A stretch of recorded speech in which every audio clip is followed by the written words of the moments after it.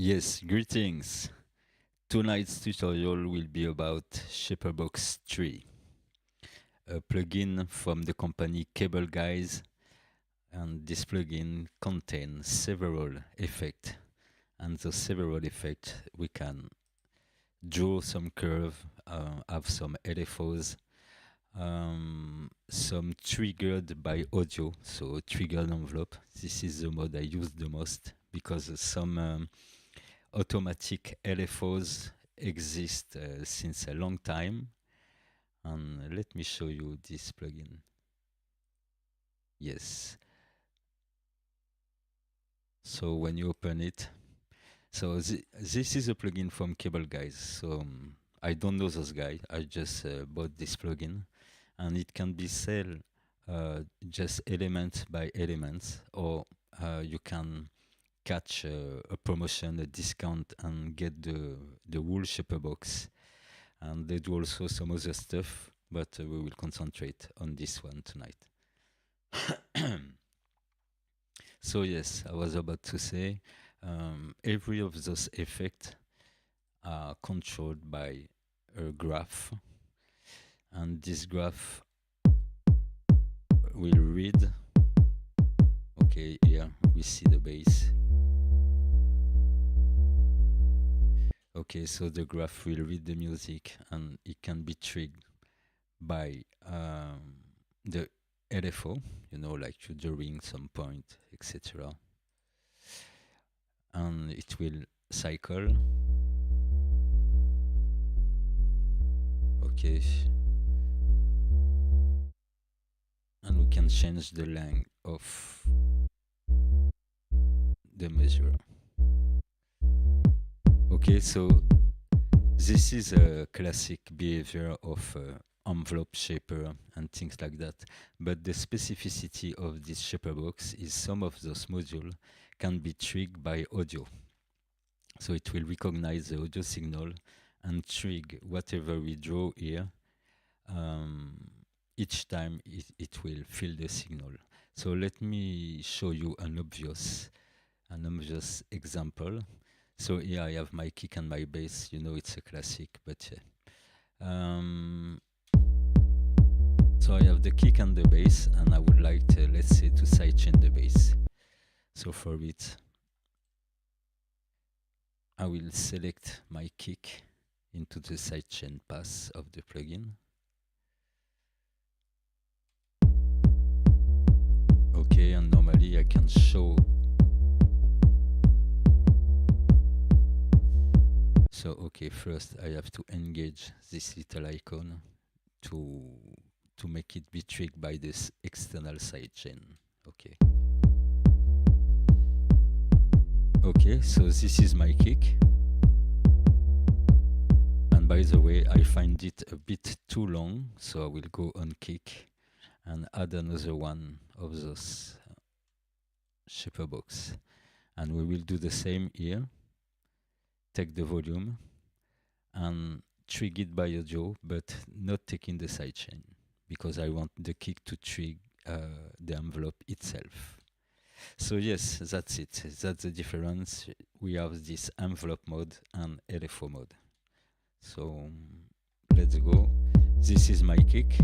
Sometime when I don't see it a lot because I have low level here, I will take the sidechain of itself of the kick and boost a bit the gain, and that way with this icon show external sidechain I can have a more precise. Okay, because this level is 0 dB minus infinite, so I like to have the right drawing and big enough to see what I will doing. Okay, then kick is small, so I can reduce the length of the bar, and now I see it clear. So it's not that long, but let's say it's long enough. You have some presets here, and you have some for basics, sidechain, trim, etc. Here I want to trim, I don't want to sidechain, so I take trim this one, for example. Okay, and from this bass,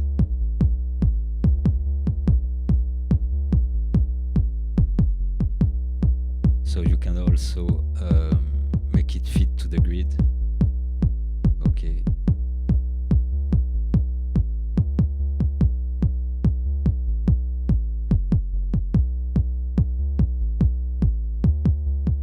Okay, now I shape my kick. I go back into the bass one. And now I will select a sidechain shape. Okay, so sometime in dub we don't want to hear it pump. We just want to attenuate the bass just at the moment when the kick is playing. Generally, even when we play bass on a real bass guitar or even on a synth, we have a slight delay compared to the kick to make it fit. It's like it make it groove. So the sidechain is not just for pumping effect, it can also just attenuate the attack of the bass note when the kick hits, and it can give a result of a bassist who play very well. So what we can do here is to observe the shape of the kick sidechained, and we will try to make this duo to fit that.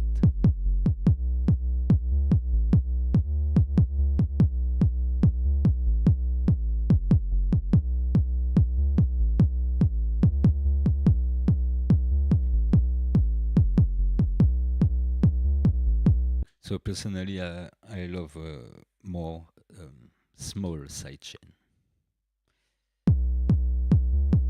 not too long here. And you can, when you draw the perfect curve, you can switch to another value.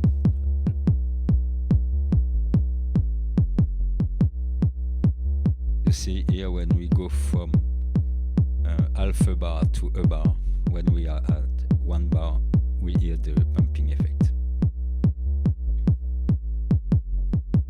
Okay, so now the other thing we can do into SHAPERBOX, it is that we can do this with 3 bands. Here we are on the mid band. Okay, so if I do that, I have the low band, and on that side the high band. So let's see if we do this only on the sub. Okay, so to be sure to hear the difference, I keep it for the moment on 1 bar, that way I hear the pumping. Where 1 bar is ideal. And then what I want is just attenuate the lows. So what I will do is, okay, so apparently you don't copy automatically the first curve. So now we enter into this, for example, or right click, perhaps, yes, a right click, copy wave. So right click, copy wave, and I go in the low, we have paste wave, and that's cool. So now for the mid, how can I bypass this? Perhaps I can, I can bypass this with the mix knob here, okay?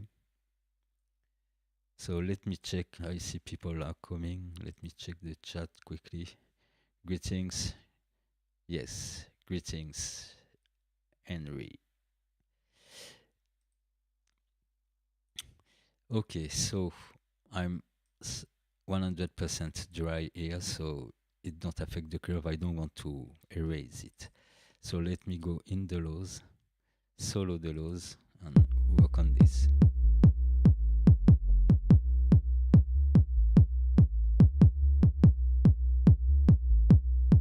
So if you want to know exactly where to set it, you can go quickly into your kick, drop an EQ, and see where the kick is. Okay.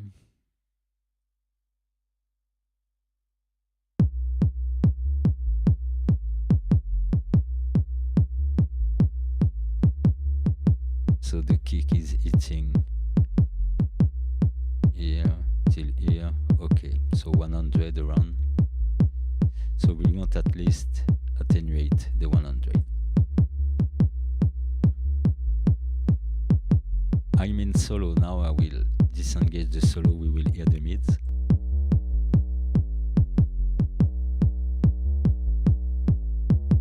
And if I solo the mids, you hear that the mids are not pumped.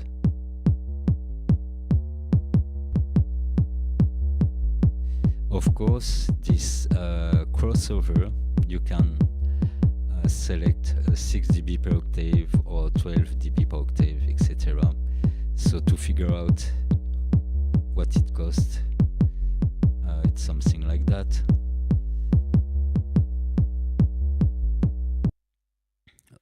Okay, so this is 6 dB per octave curve. So the crossover point between the lows and the mids will be in that way. So you use the 6 dB per octave cuts for your crossover when you don't want some phase shifting. Sometimes it's good, but sometimes it's not good. So when you want it smooth, you will keep it like that, and then they show us we have 12 dB per octave, so it will cut more but start to shift the phase, and then 24 dB per octave. So it depends. If you want it to feel really natural, the transition between the two, keep it in 6 dB per octave. This is a default value.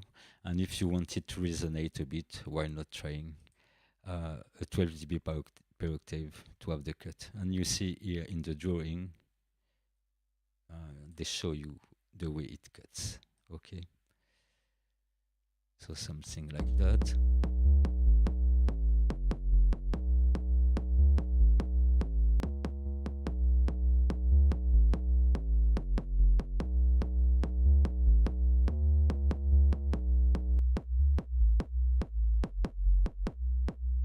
Here I have to cut this.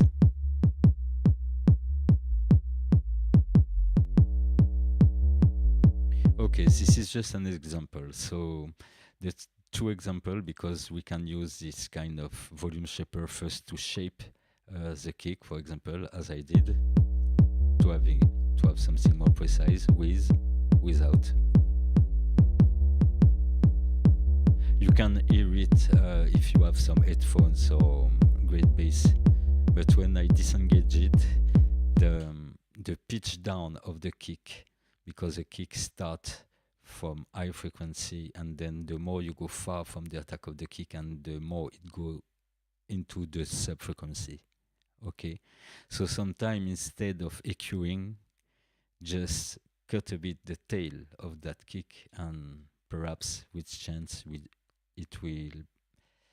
there will be less clash frequency.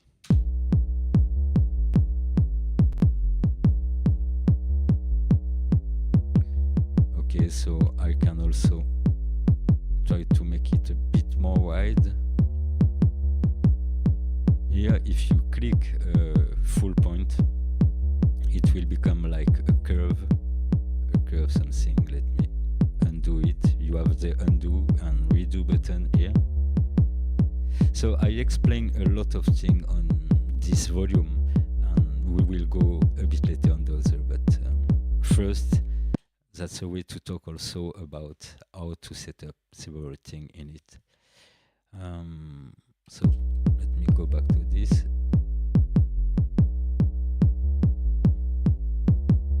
So continuing in this, I can show you that we can save our own shape. So, or to select them via a MIDI note to switch the several shape, or just as a save.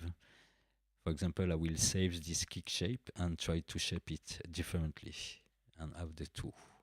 So I have this first one, this one. So I will try to make it more sharp, or for example like this. No, too much.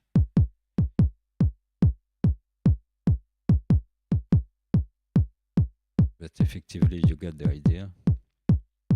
and I will add this here, and that way I can flip from here to here.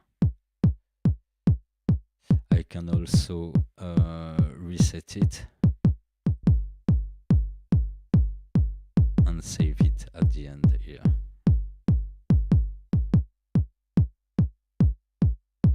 So this can be cool to know what you want to do, but also when you will know exactly what you do, it will be. This is also done to recall all this via MIDI switch.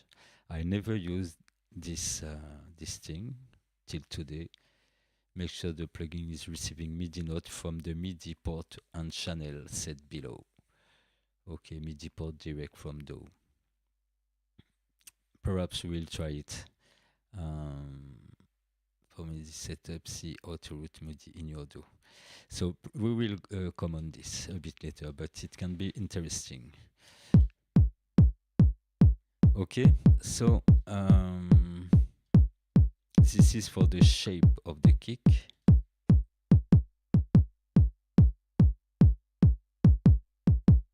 We will keep on something like this. Don't exaggerate the trigger. Okay, so these are a few examples. Let's stay on the kick and go on another one. And let's say we find that this kick need to be tailored. First we tailored its length. It was this, and we come to this. Now in terms of frequency, perhaps it needs a bit more attack. So I will go into this, take the drive, and solo a band like this. Okay, and it can be quite fast to do this. In the drive we have an envelope. We will recognize the envelope of the audio directly, even if we don't set it as an envelope audio trigger. Okay, so let's activate this, and we can accentuate this and set it to be more precise, so less release, more attack. And what I want is it to drive a bit with a medium clipper. You have hard clipper, smooth clipper, all kind of thing. Let's listen.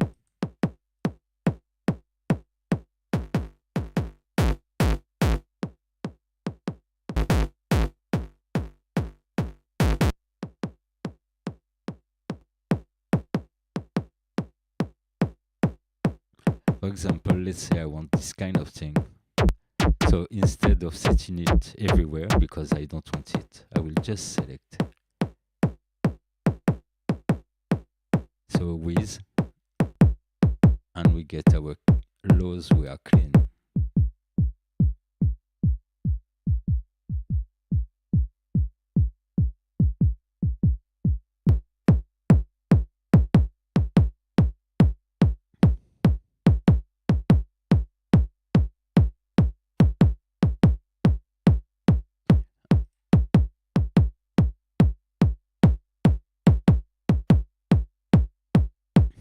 It's a bit too much, and I want something more aggressive.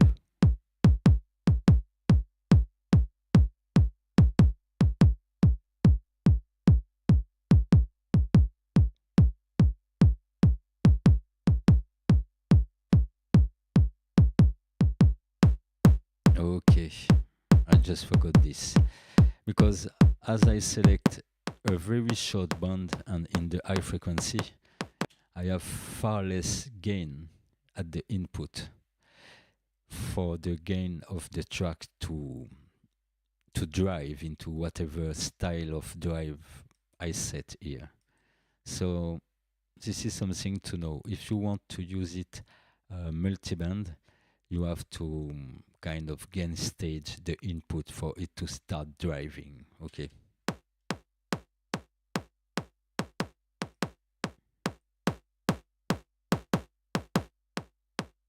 and I find it a bit too long.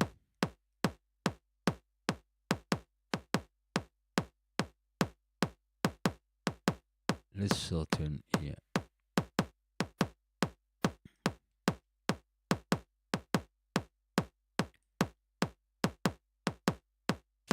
Okay, this is one way. Let me put it full.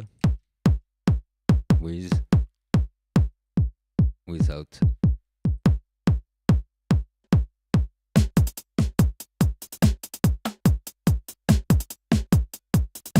Okay, so this is one way of doing it. The other way would be to shut down the envelope. That way it is always. But imagine you want this this kind of drive, excuse me. You want this, but shorter. Okay, because here, even if I have only the high frequency of the kick, I still have the same length set in this volume shaper. And I will set it back to where it was. Yeah. Okay. So what we will do is to draw. First, we will, for a kick, this is great to set the audio. That way, this is the kick which will trigger my envelope. Okay. So I can, as I did for the others, not setting this where I got this display. So here the display is directly here.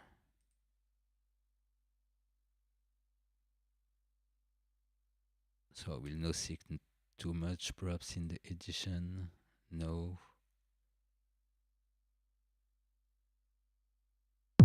Okay. Because I want to see it here. Perhaps I don't see it because, okay.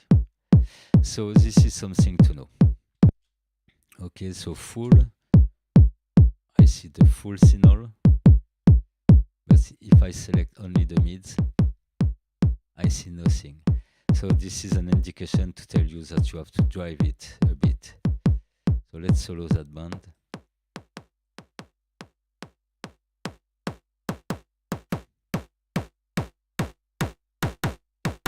For the moment, I have it all way long, but I will take, I will draw it directly.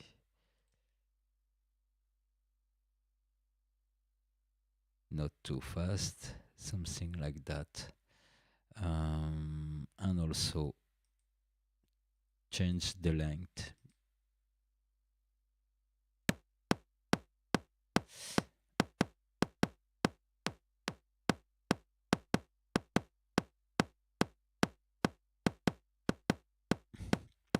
So I can even zoom in for you to understand what is happening. Let's pull the full kick.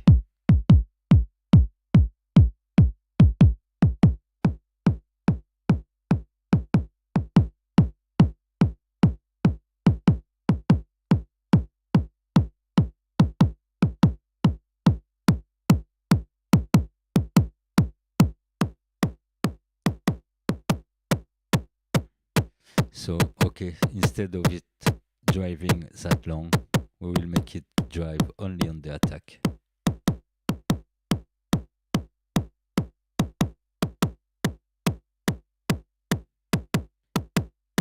It's just for it to be obvious for you to hear, okay.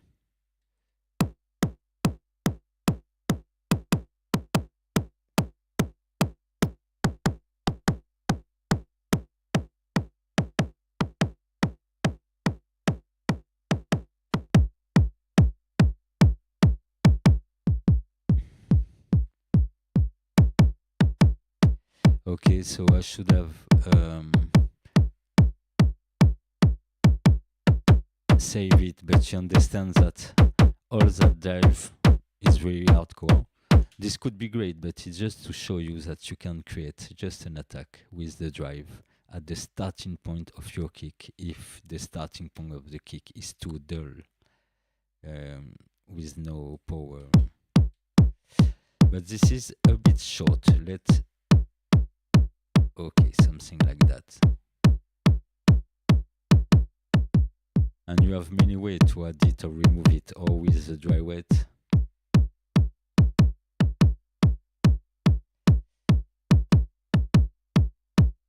Or you will drop the whole curve here. Okay.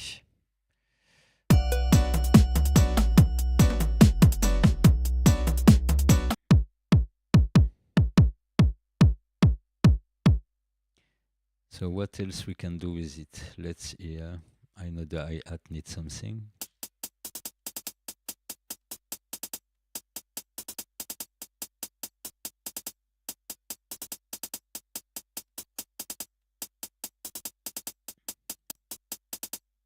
First, you would need a bit of EQ as the kick, by the way.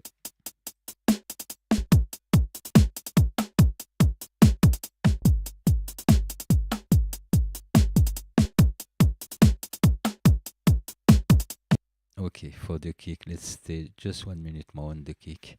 For all this to sound even better, or according to the mix, let's say,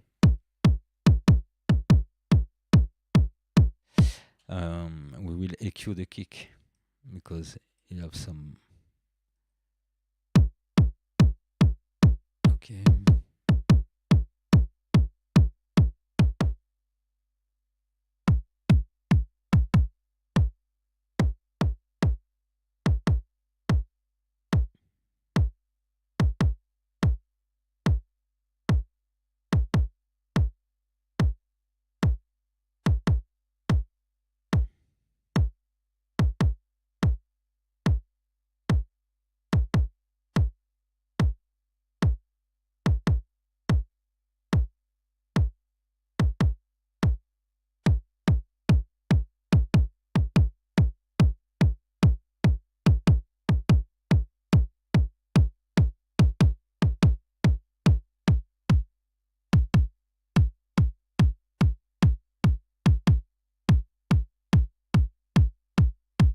Okay, let's say this will be okay for that. Could go deeper, but just to show you that with the EQ and without the EQ, it will sound obviously different. Without the EQ, it's like a piece of cartoon or wood, and with the EQ, we are more in the kick territory here, even if it's noisy in this region. Okay, so let's check the snare.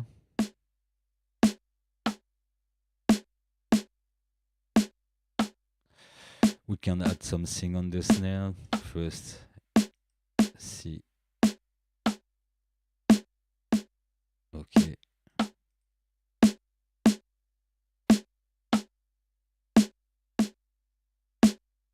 And remove a bit of that before the shaper.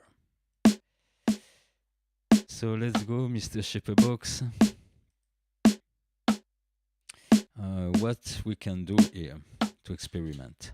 For example, we can set it to play a reverb 1/8 snare, just something as if we will hit it louder.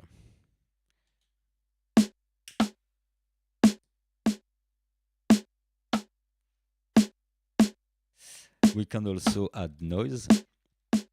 Let's start to add noise. Okay, so you will add noise when your snare are not shiny, or it can help also the so the hi-hats and things like that. So at each trig, it will trigger noise. We will leave it as it is by default, so we can hear the noise only, and we can mono that noise. I hope you have it fun, because we feed it straight between this and this. Okay, and what it tell us, it's full, and we have for the moment to, okay. So I reduce the release. I still find it a bit long.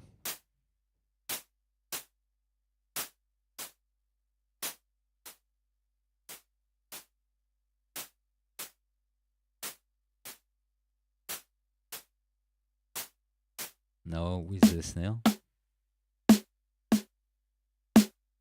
without the noise. With the noise, let's put it full.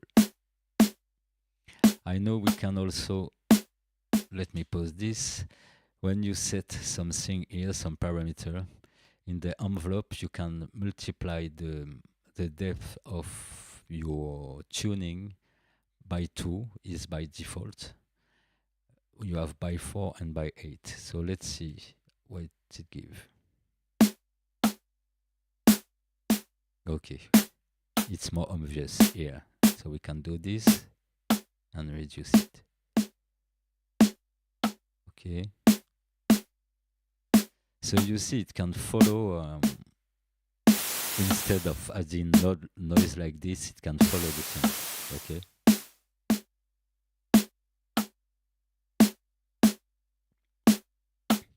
So with, without, perhaps it's too much of a noise.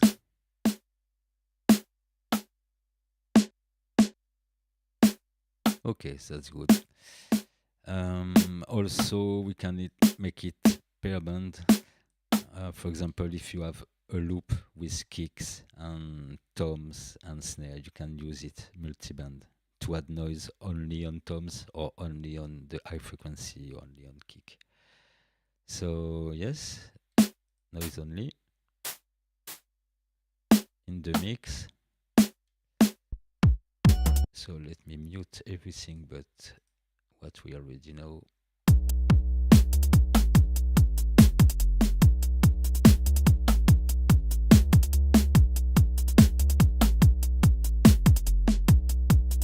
You see when I remove the noise, you hear, I mean,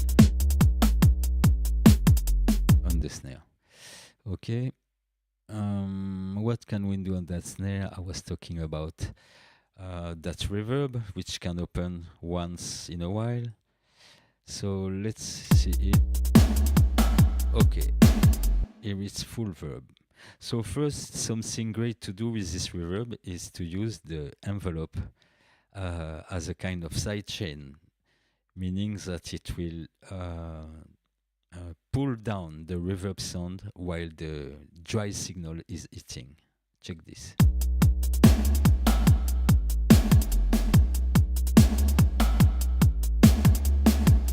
So same way we can multiply to hear more.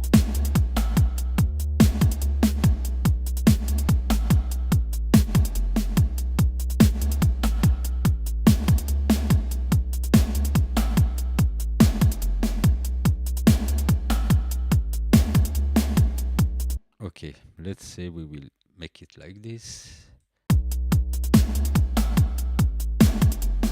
And we can also reduce the release if we want it to splash just after the signal.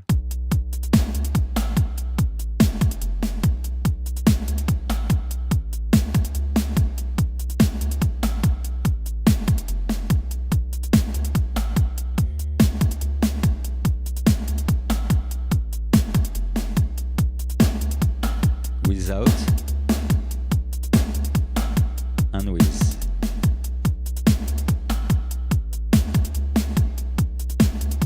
And can reduce this. Okay, of course, as every reverb, you have several reverb, even a woolly pop reverb, really. We will keep on this one for the example here. But yeah, there are some powerful, I don't know if it's impulse responses or algorithm, but there's a lot of things interesting in it. Spring also, spring verb. So now what I wanted to do, draw a graphic where the snare will hit only 1 on 4 snare to start. So what I will do here is to take 4 bar.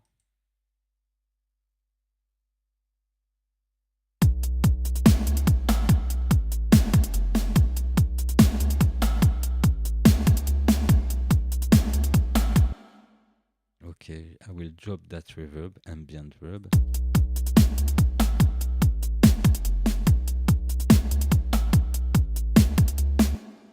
And we will draw here on the last hit.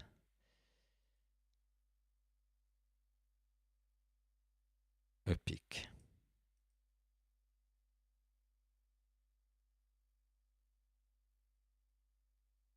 Something like that.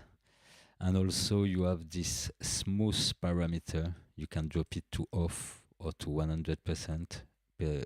By default it's 40%. So let's set it to 0 off. It should clip.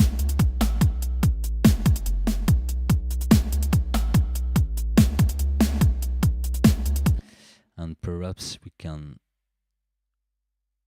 open it until here.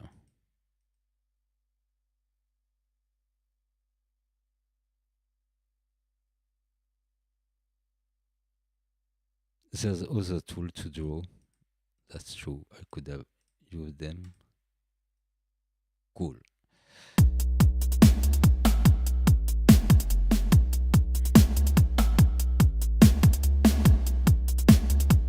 Okay. Example, and we can reduce this reverb into the high frequency if we want.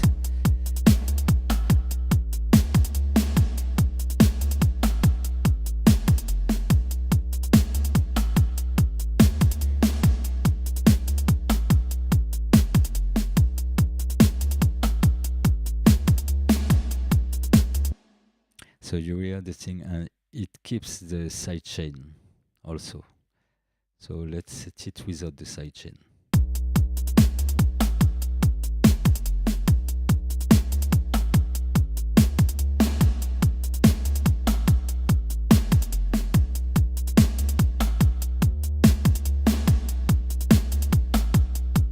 And with.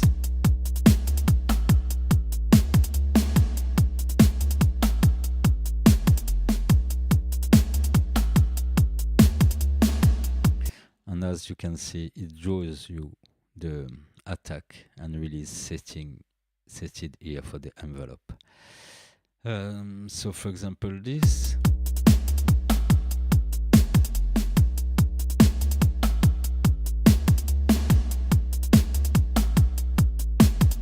And after it, if it's too much, you have the dry wet here.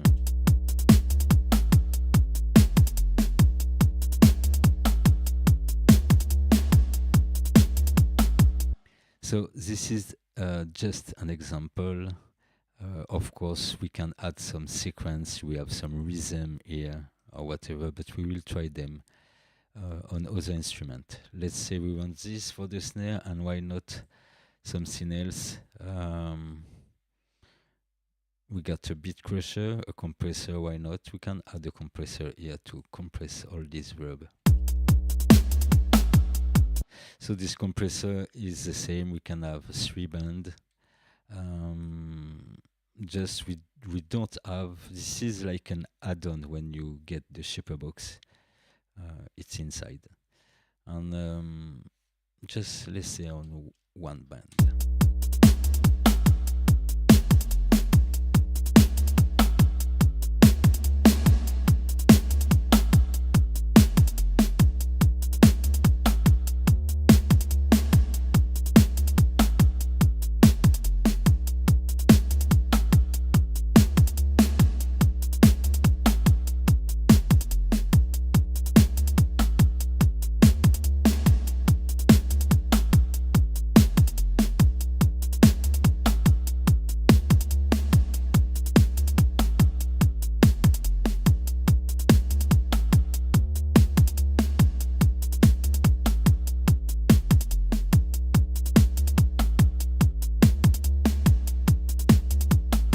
Okay, this is how you will do if you want to keep the attack of your snare, the first transient.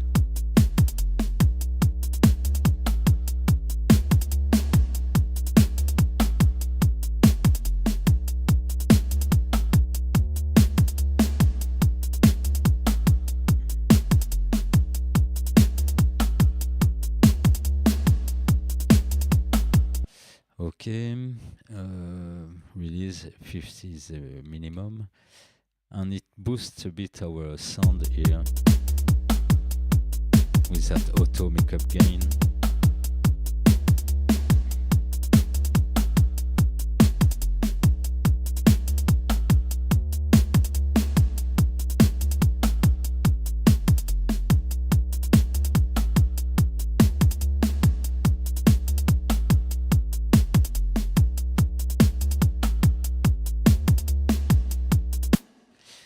Okay,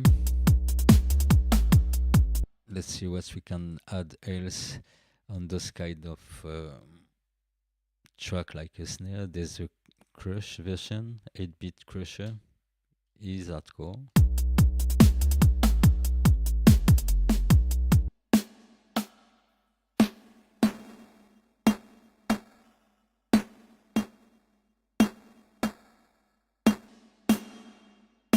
And of course you can change the order of all those effects. That's crazy. So you hear before the reverb, it's kind of precise. But after the reverb,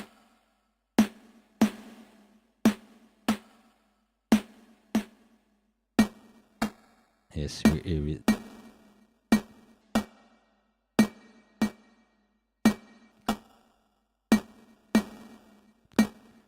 So this is good, this kind of the reverb going to the crusher and adding some artifacts.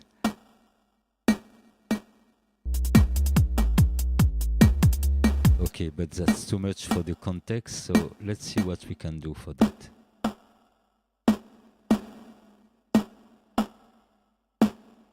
We can do the same.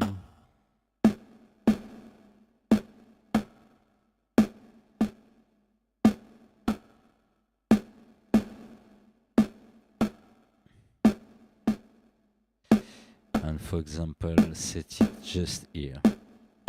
So let me, and we will use another tool.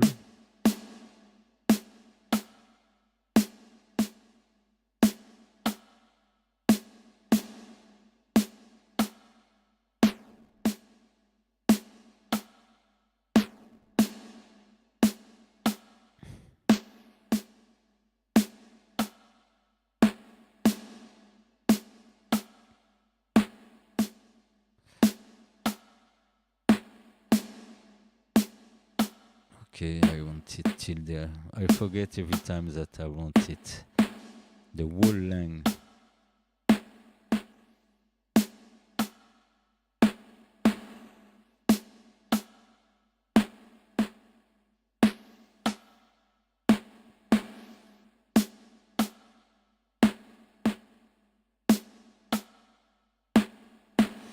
Okay, and we'll go till there.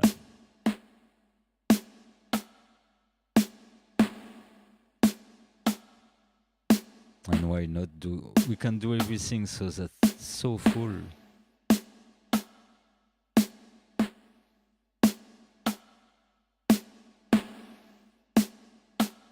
And perhaps we can change it to less frequently or more frequently, less. Let's say for less on 4 measure.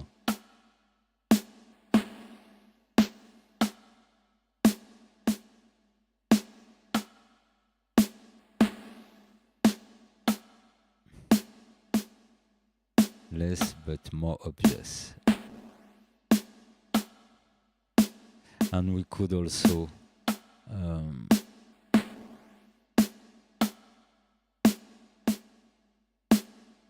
do things like that.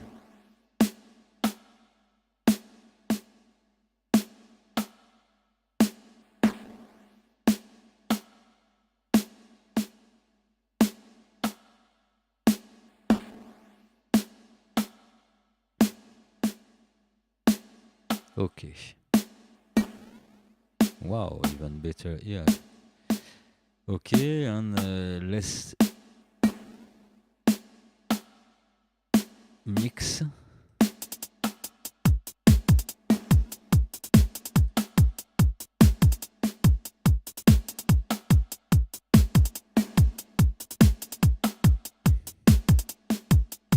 and to finish him here with a drive in art clip.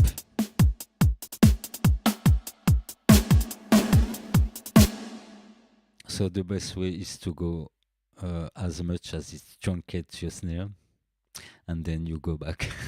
You go a bit back, but it's good to go fully in it and to see what's happened.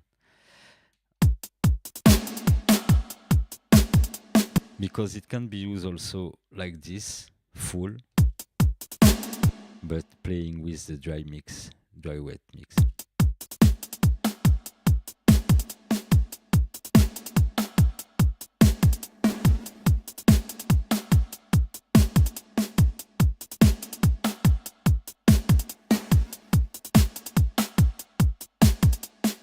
And same way we can fix it just on mid and high frequencies. But my first goal was to set a hard clipper on the wall just to cut a bit the transient. It's too much here, so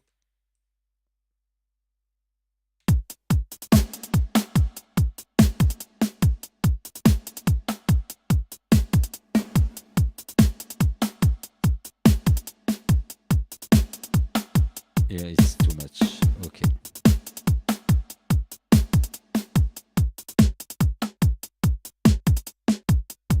So yes, this is the snare at first. And now.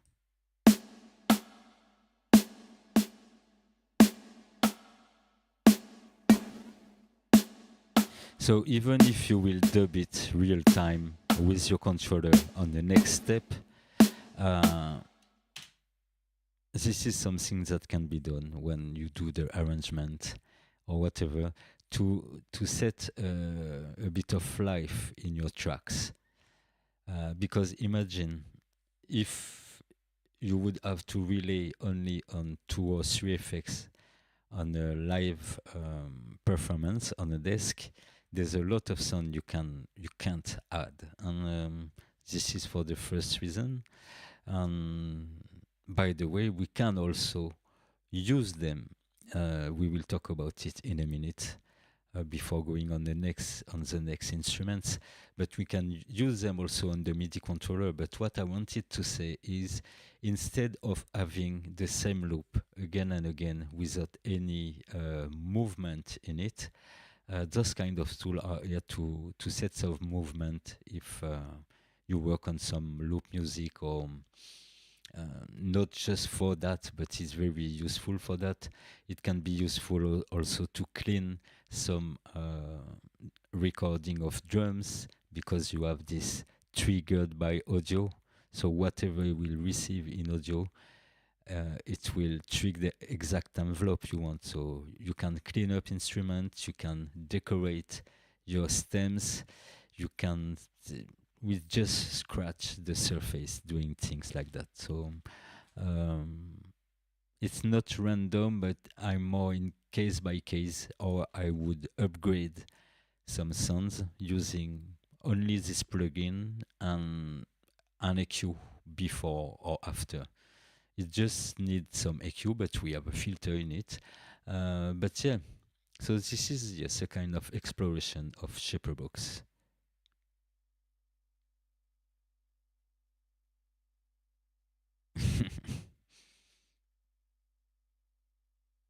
If you have any question or anything you want to know, or something you want to know if it's doable or not, just ask in the chat.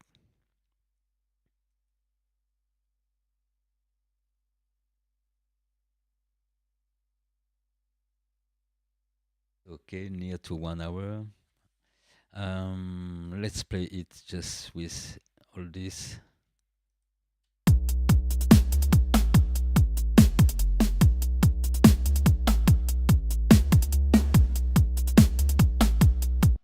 And I will save this.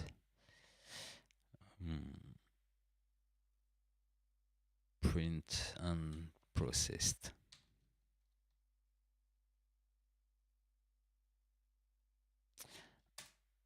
And as you can see, yes, for the moment I have it open on 3 tracks, and some have a lot of things on it, and we are still at 10% in the CPU. Let's fix that bass, because here it was for the example, okay? But generally I don't go that deep into the sidechain of the bass.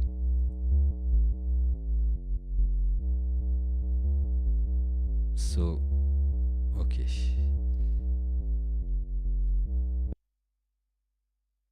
You can also box several points. So let me do a undo on this. Okay. You can select several points and move the box, the whole box. So what I want is just the point from the bottom here. Normally. No, I will need the one from above also.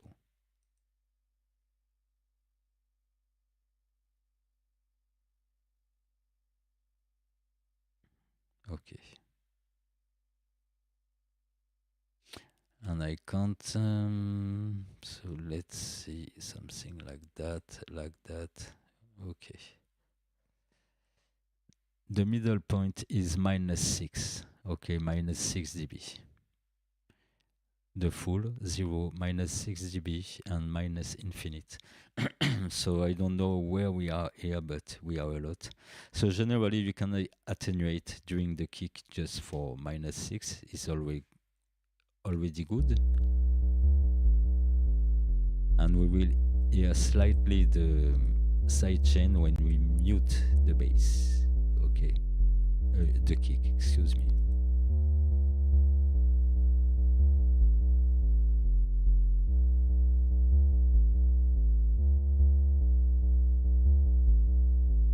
Let's go just a bit deeper here.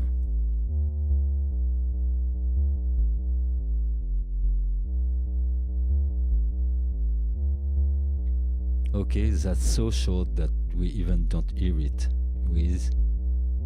without.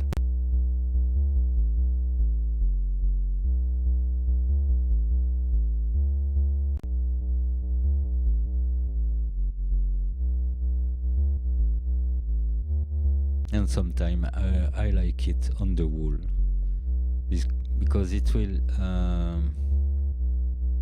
how could I say that? It will give movement, and even if we duplicate it and get only the mid frequency in it, also the way the mid bass will react will be rhythmically correct also.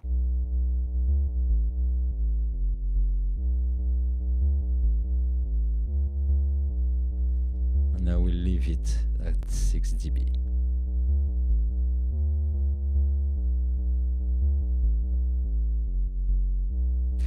Okay, so what I wanted to do to this, some EQ, of course, just an EQ before.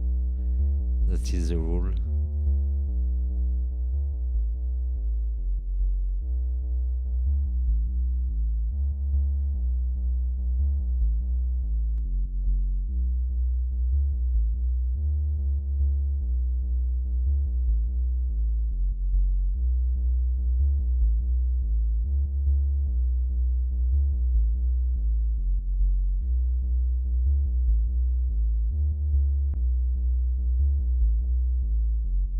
Okay, and we can, if you add a compressor, you set the compressor before the volume envelope to keep the effect of that sidechain.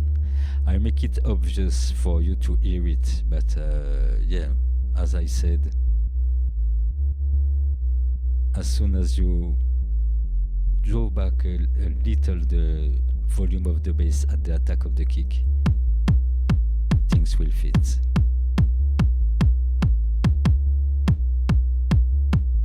Now I find that my kick got too much of this and not enough of that.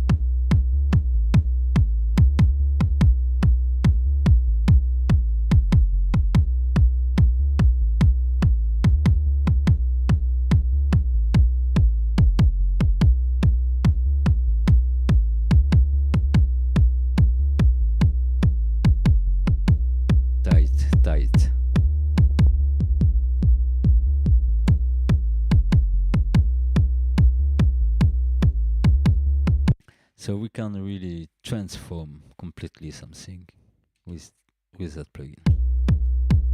And for the moment, I'm just into shaping and EQing and shaping with this, but yes, we can do far more. For the hi-hat, the good thing is if your hi-hat is too robotic, you will go inside and try to add some accent by several ways.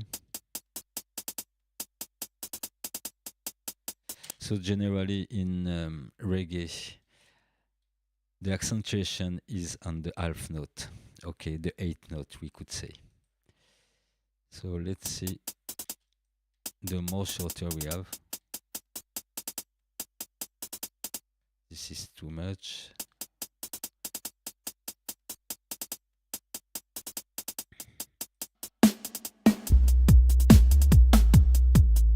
So our half note is here, okay.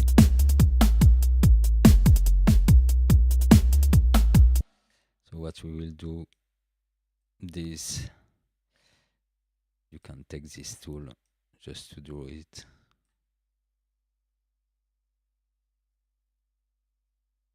For me it's more easy with those dots.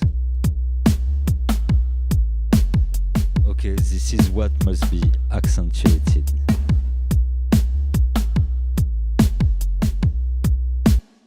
I just show you what place it is, and perhaps I find it a bit weak, so I will add something like what? Some noise for sure. Let's bypass this, reduce the release. Also for the noise I didn't say, but we have a lot of different noise because we can double also some with some clap sound, some snare sound, so it is called noise. I will use it once more with the noise, but we can use it with several other things. Okay.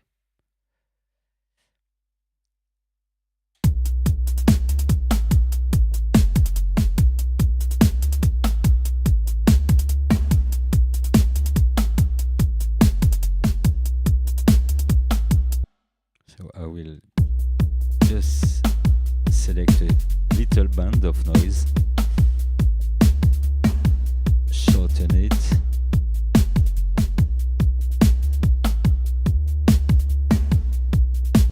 and what I want, let me okay, 1/2 of a bar. What I want is this accent to be more long than the others. Okay, so we will remove this envelope.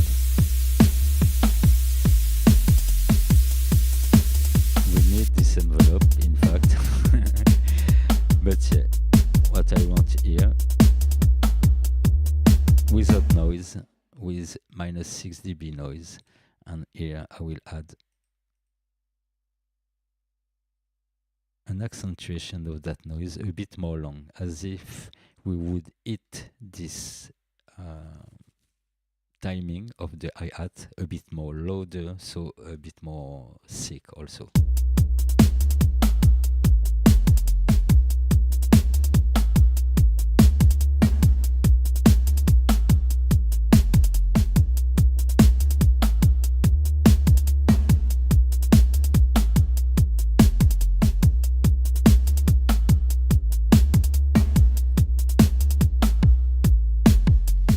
And here, now I can select all the bottom dots and bring back everyone.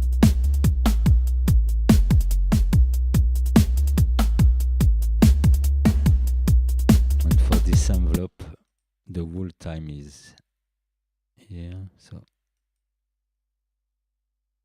we can set it like that if we don't want to truncate this hi-hat.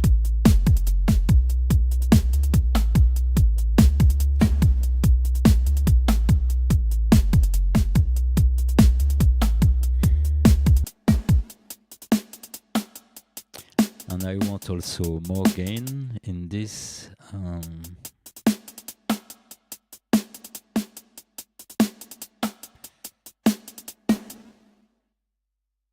let's EQ this hi-hat.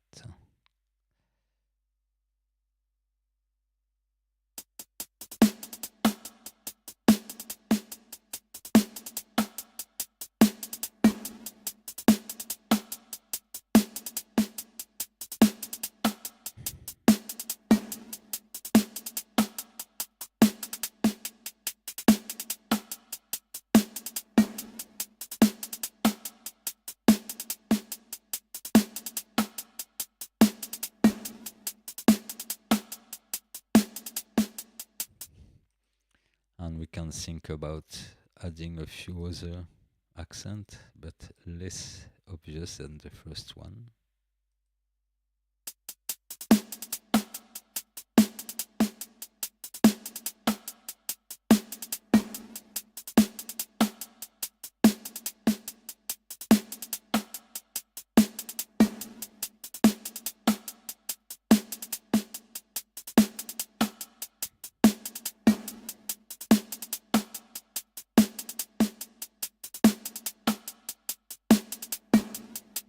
Okay.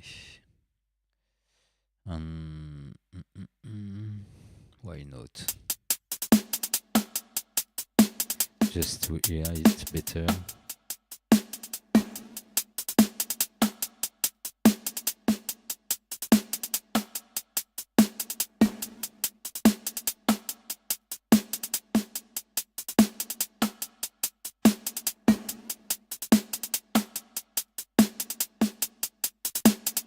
Without, with, and without everything.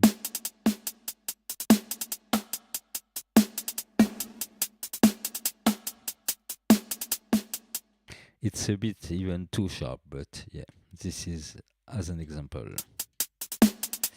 We can, for example, accentuate this accent doing this.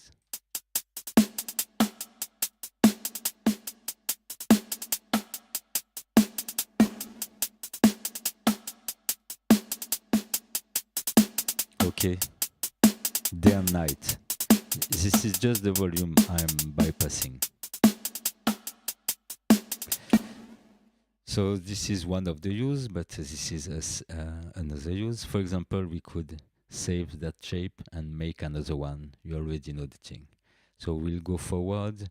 What I was thinking about, how to control it with the controller. That's quite simple. For example, we will do the example on this hi-hat. Let me set back the right balance between the tracks.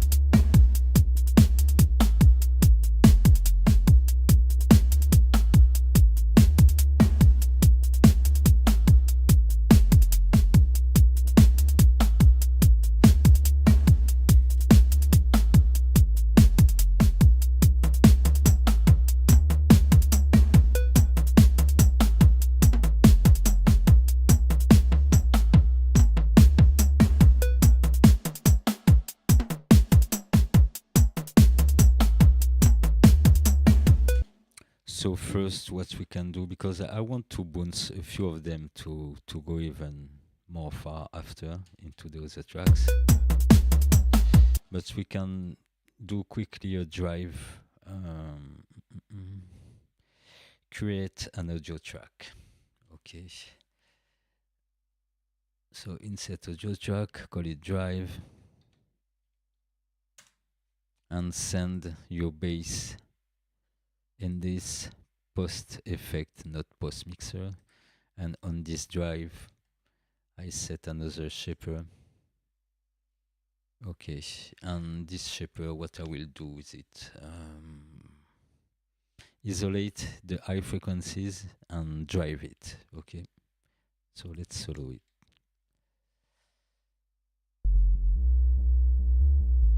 Why I don't share it? Because I have to set it to in here. Okay, it's received the bass from above.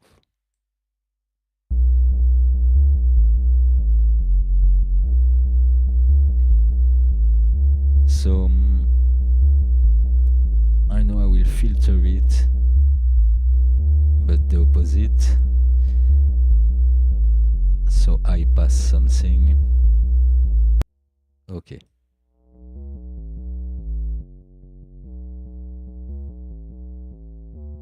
What you see here is the sidechain draw from the bass. Let's deactivate it just to see.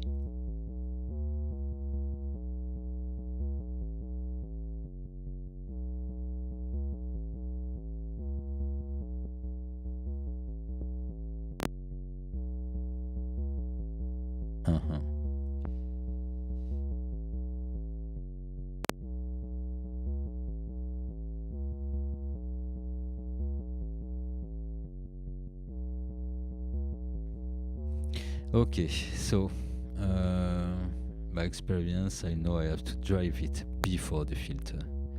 We have more energy here, even if we take a smaller band.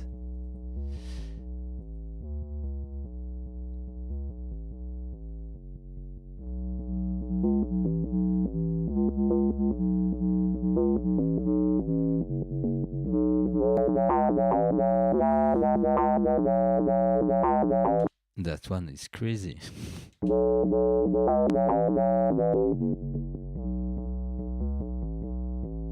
As I told you, sometimes it needs the lows to react. The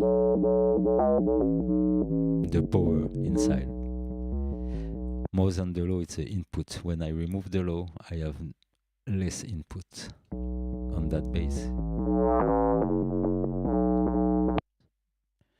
So or I do this at the input, or I add some bass back.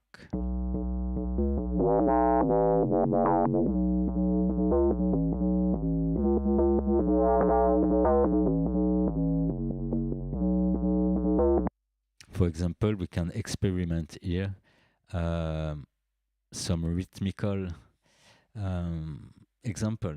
Let's see this one.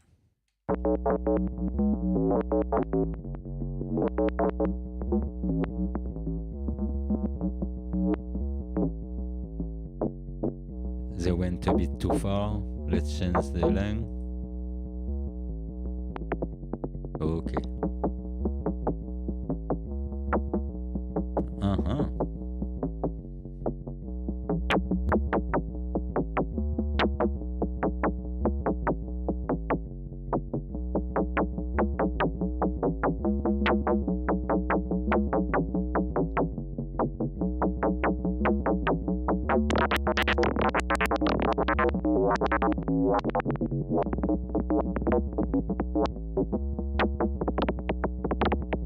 So okay, let's draw our own something.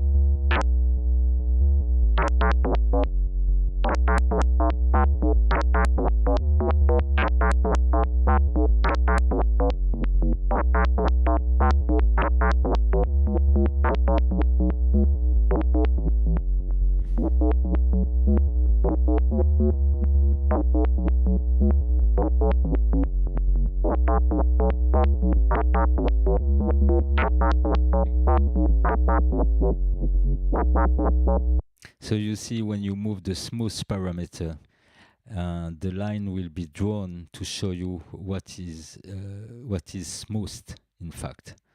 Look at it. If I set it to off, you even hear it clipping.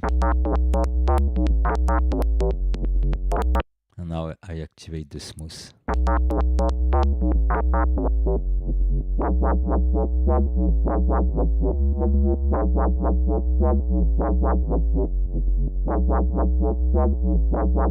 Okay, so no, I don't want this. Okay. So I just want to move them to fit the grid. Okay, so this one, can put this one here in the grid. This one just before the first time.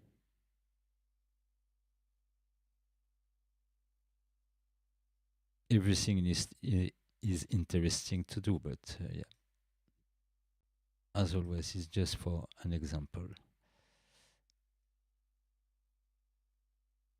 Okay, let's hear it.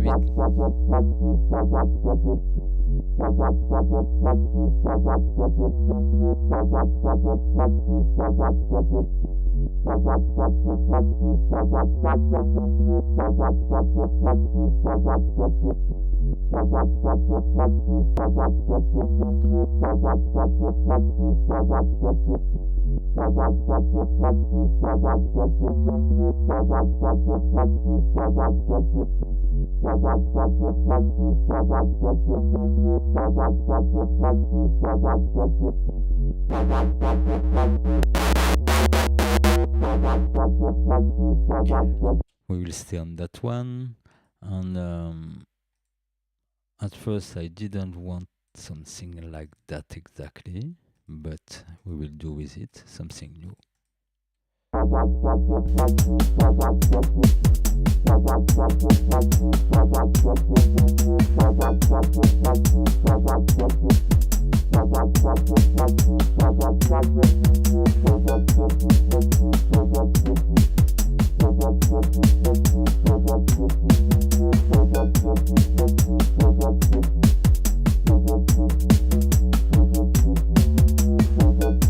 So I reduce it because I want the whole drive to happen.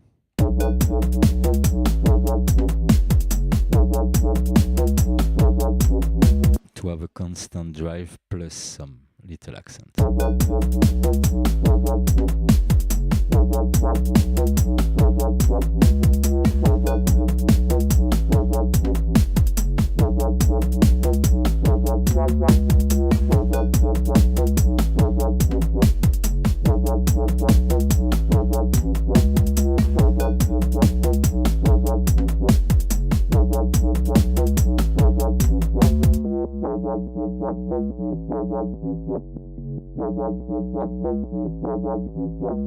So okay, let's imagine we have our bass already driven.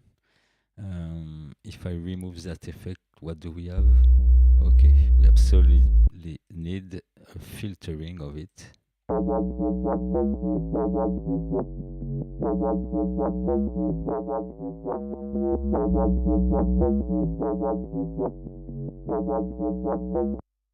So what I will do is just duplicate it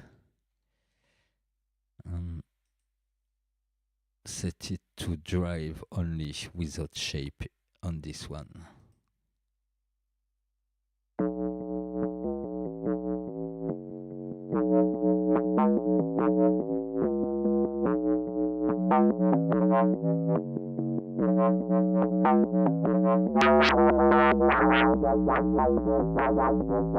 And why not another type of drive?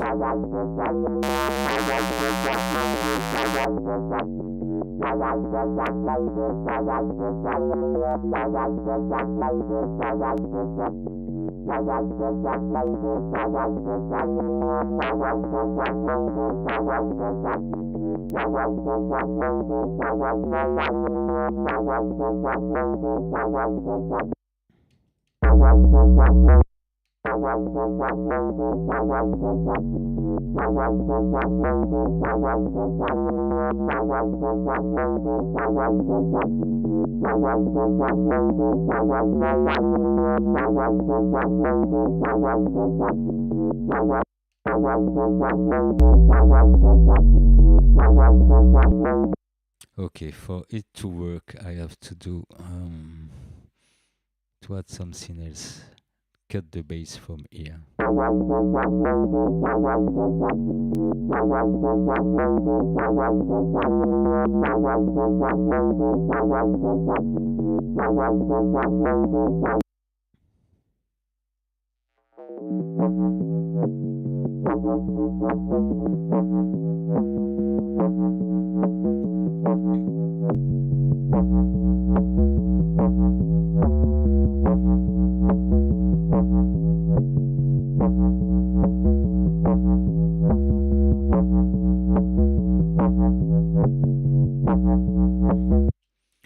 Okay, so I have my thing set up. When this one is bypassed, we have a simple drive. Okay. A high cut and a drive.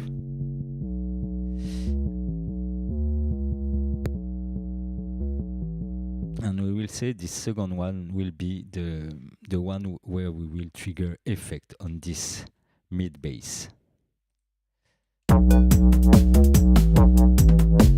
Okay, so just 1 minute, coming back directly, I will group it, and here we will see what we can add as macro to trigger some effects from the controller. Let's say the first SHAPERBOX I made could be more difficult, for example, adding quickly a reverb on it. Boom.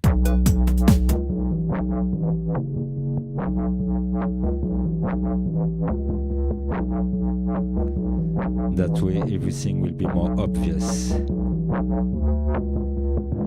I set it in mono. I don't want some stereo for now.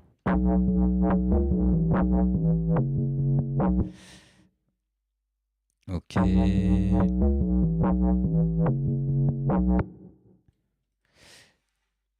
And the second one can be a rack built for when you have a real-time mix and you want to assign some of those knobs on some switch or physical knobs. And we will see how we can simply make them enter the game. So I leave the music for 1 minute. I'm back in 1 minute.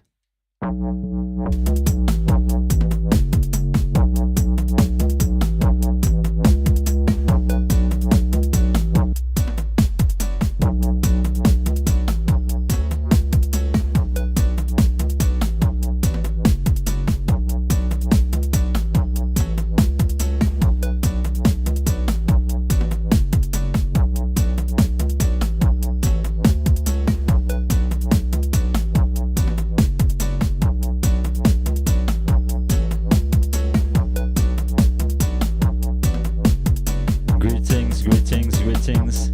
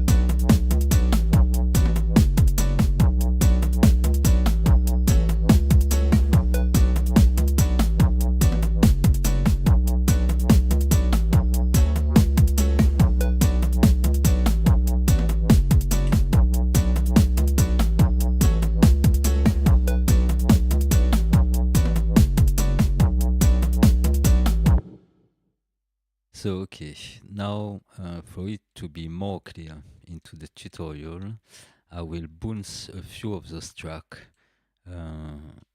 disengage a bit this on the lows.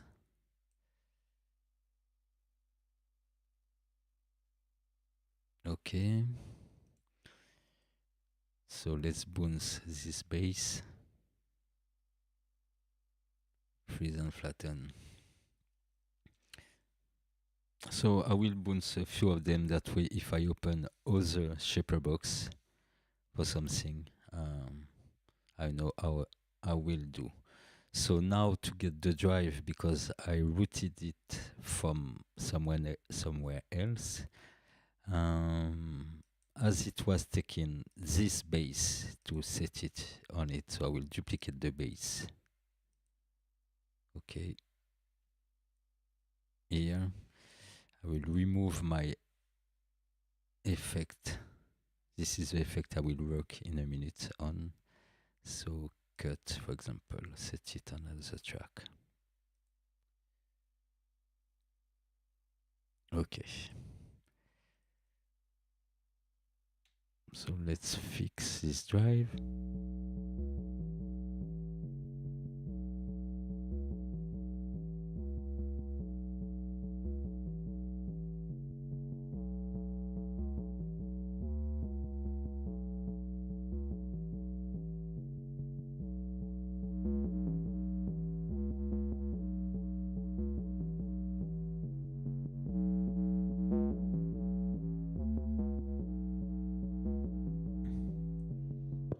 Okay, let's say it's okay.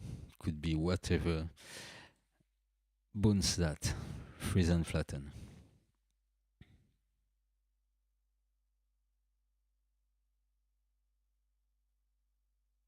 Okay.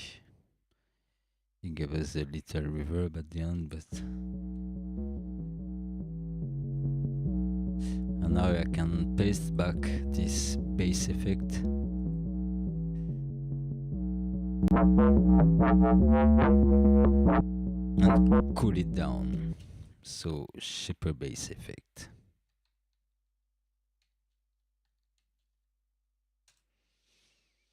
Okay, music.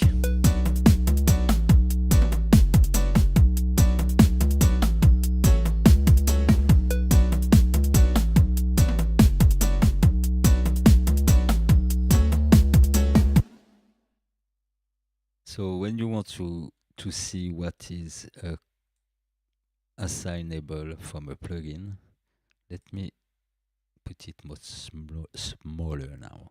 Okay, when you want to see if the control you want can be recognized as MIDI, you will click, you open your plugin with this little arrow, click on configure. Okay, and let's say we will keep it like this. So configure. Here I will just map the dry wet, and I will assign this as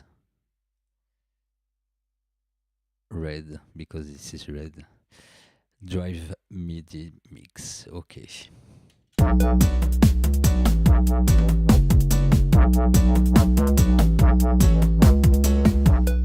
So if I add that effect, I can do this. Let's see in the filter now what we could add.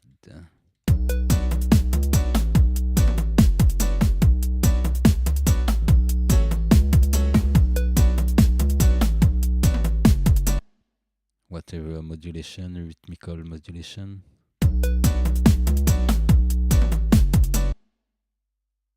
Does it draw? How does it draw? Okay, let's say this.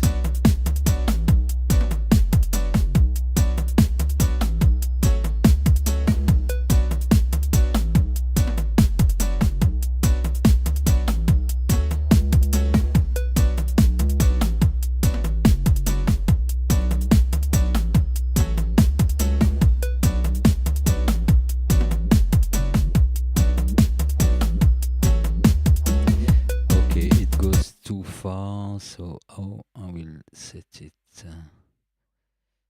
So I go back to the cutoff. I can reduce this.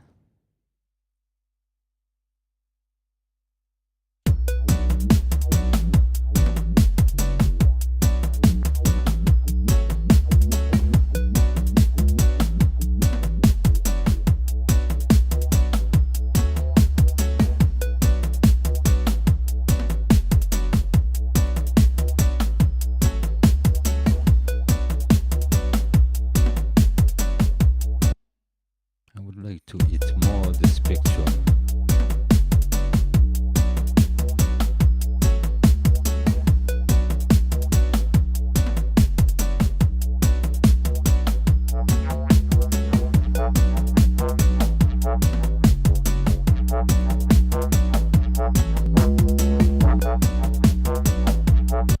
Perhaps let's set something like a low pass to see how it works.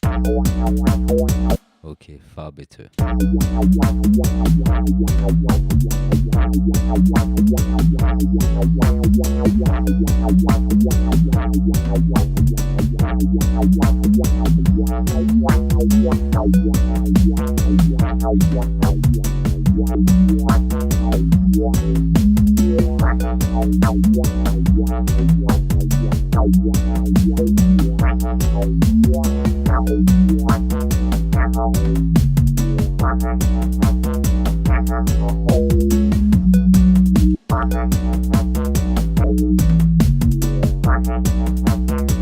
Okay, this could be interesting like this. So it's just an example. So now for this filter, same configure, assign the mix knob. Now move from here.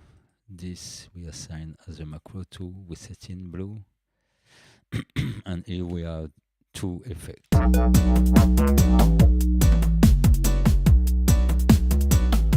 So apparently I still need a drive at the input to hear well this filter.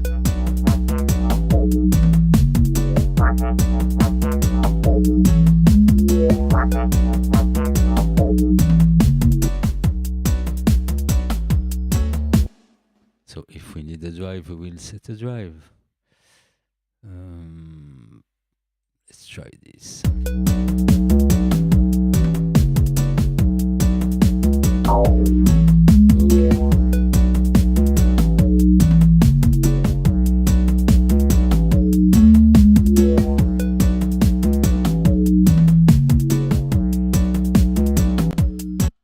Now we are in 12, so perhaps you can have a roar and cut the low frequency in it.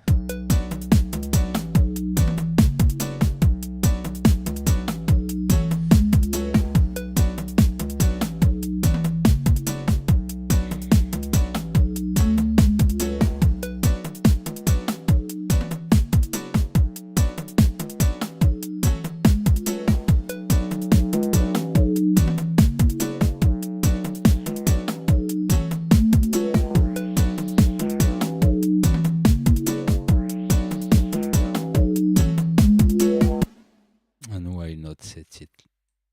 Okay, I improvise.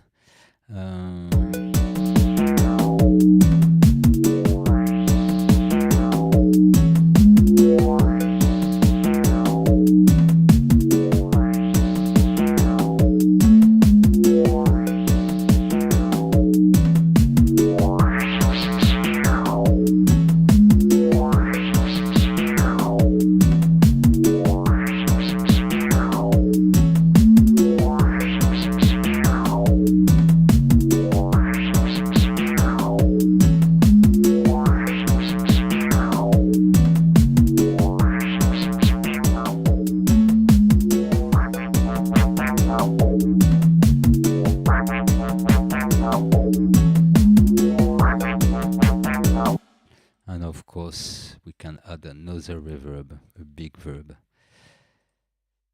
Yes, it go more fast when we do whatever pass by our head. So a big verb, very big, kind of cathedral. Standard, textures, smooth, epic, special, room.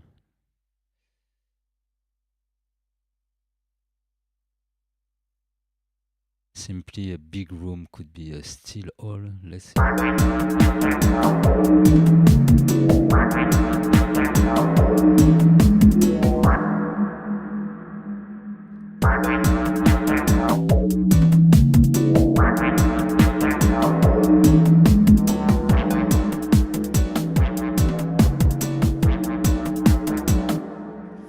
Okay, and same way here.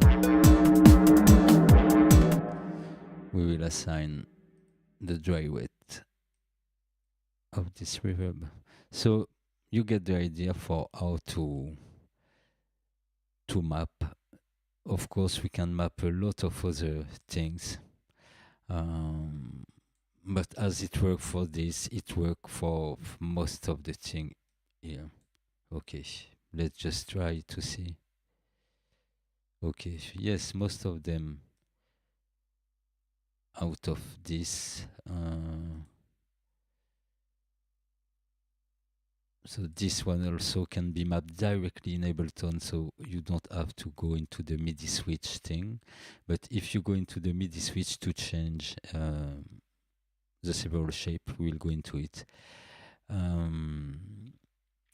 We will prepare another MIDI track which will send one of the notes C sharp, D, D sharp, etc. and try to find them.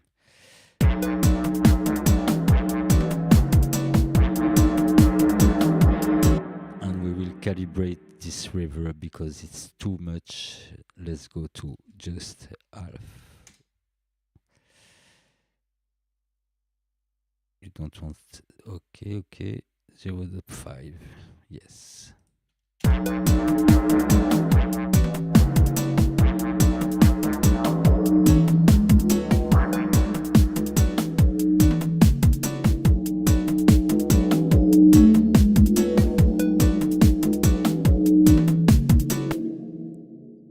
And just to save time, I will just add this EQ at the end to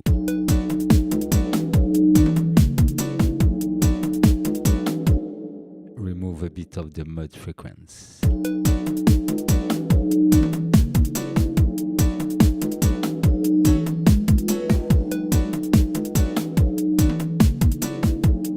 And I set this point as a dynamic EQ for when we have the peak here.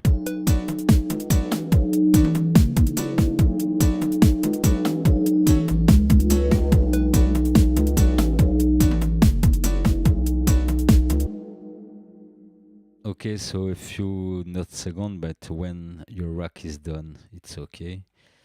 So let me close that. Let's say this is the effect rack.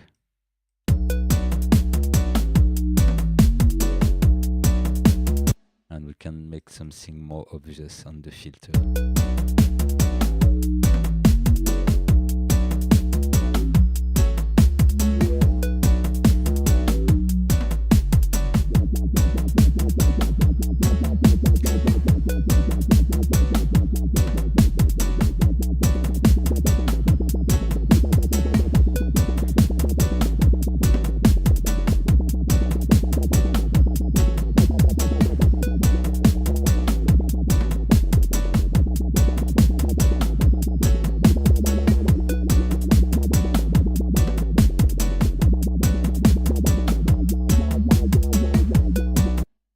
Okay, so let's say it's okay for this.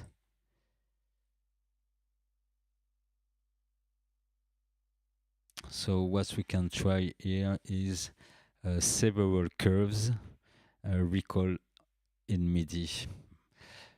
I think it's great, but perhaps a bit complicated for what we want to do. We will try on that melody.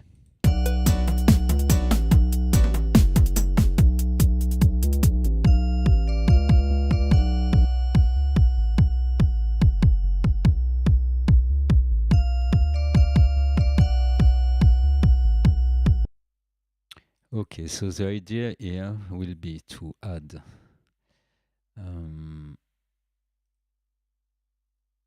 the same effect and try to have several curve of whatever. Perhaps also for the joke we can yes, this is interesting, a bit more esoteric but interesting. This is called time. So we will work around time and see how we can recall some of the curve presets.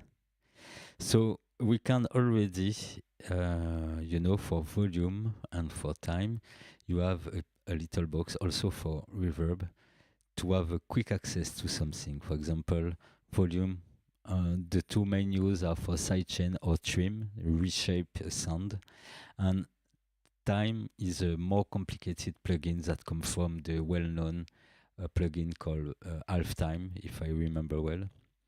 And this is deep.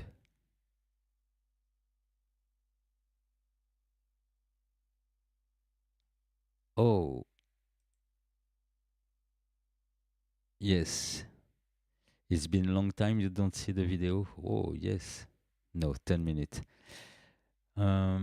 Yes, I press on the false shortcut. But yeah, hopefully it's back now. Just 10 minutes. So before going into this melody and things, what I was doing 10 minutes ago, now I'll show it to you once more time for those who miss it. So what I did is to add several effects. So I changed the parameter. Maybe you have heard it and not see it. So for the filter, I changed the speed and the shape. I add a kind of reverb on it, and with nothing special on the reverb. And what I did is to assign those dry wet. Okay.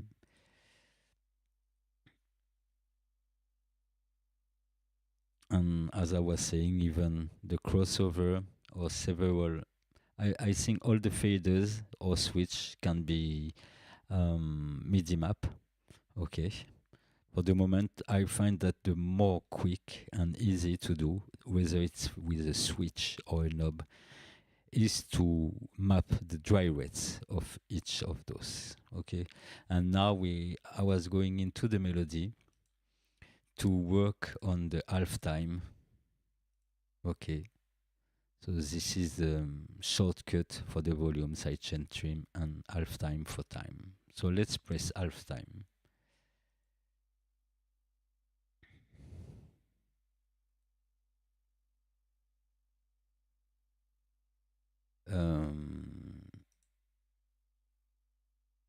Okay, no problem. All the rack, yes, all the rack. Don't see the video, yes, all the rack. But the music, I have this art, so let me write something. Dub. That way I can read the last comment. Okay. Okay, great, great. Let's go back. So, half time. First, listen to this melody in half time.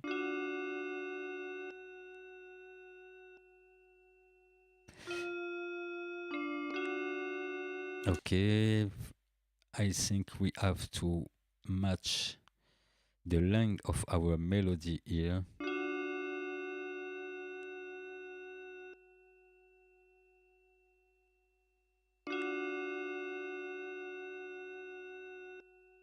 Okay, no worry. Up. This is the original melody.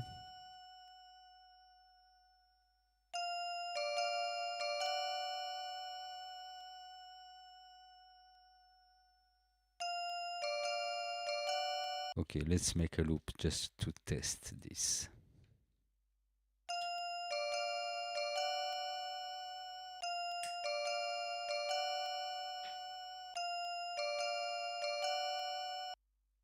Slow.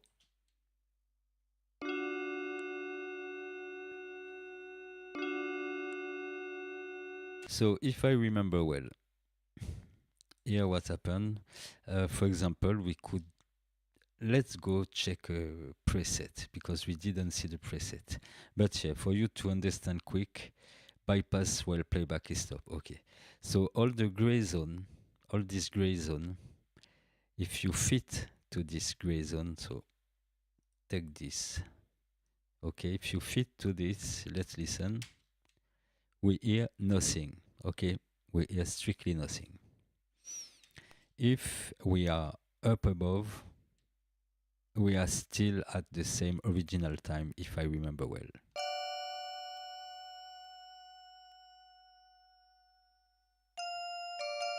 Okay, so let me set 4 bars. So when it's all above, it's nothing is moving in time. Okay, when it fits the gray zone, you hear nothing. When you are exactly between the line of the gray zone and the half of it, this is where is the half time effect. Okay, it will play half.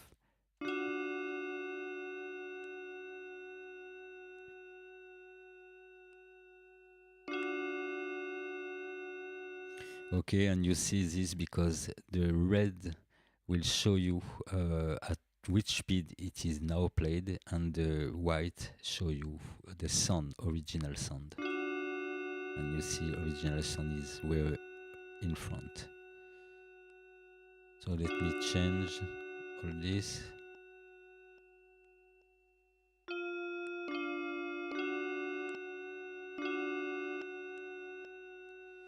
Okay.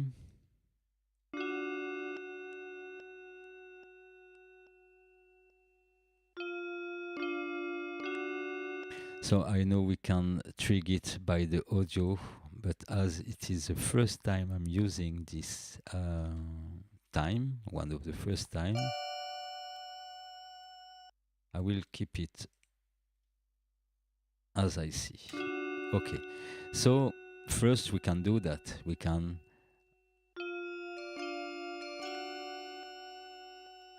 have the two at the same time. And I think we will go through some of the preset now. You understand the logic of the graphic. So also to go deeper in the logic of the graphic, if here we play half time slower, okay, so half time,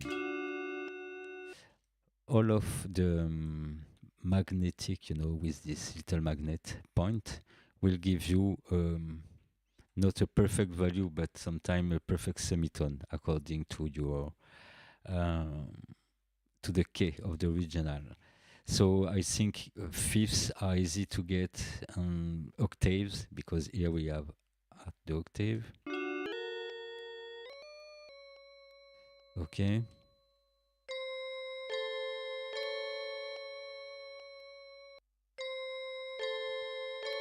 So also if we go under it, let's see what's happened. It can play reverse. Brave, there's several things. When we let's take a preset to illustrate this. Stutter, for example. Listen when you do step, horizontal steps.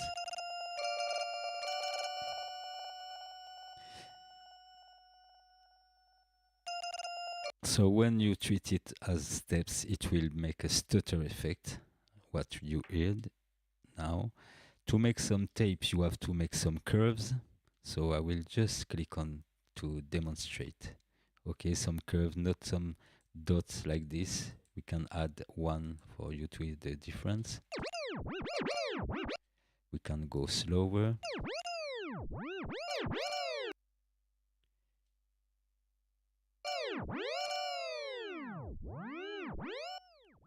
Okay, so simply if you want to do it from scratch, you will add a dot, for example, like this, and here a transparent dot to make a curve. And when you make a curve, it will do this pitch or tape effect.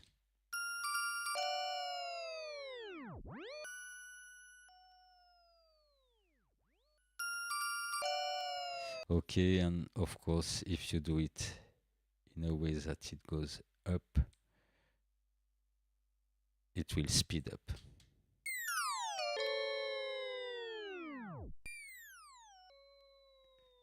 Okay.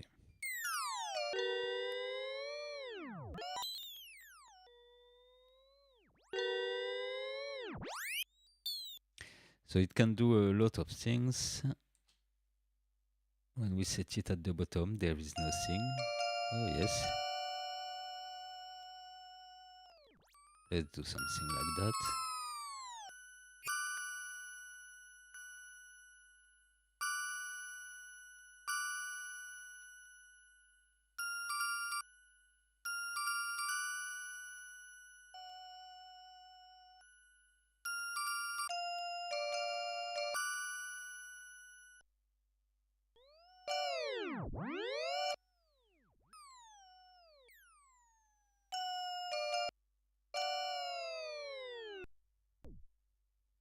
Okay, so what we can do here is just to set several. Let's say this, for example.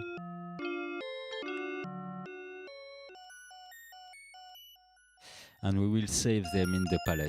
For example, this one is interesting. This one is interesting.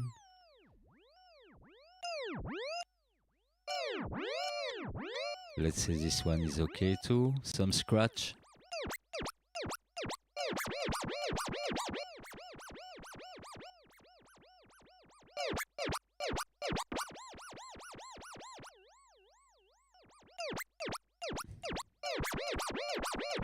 Some pattern.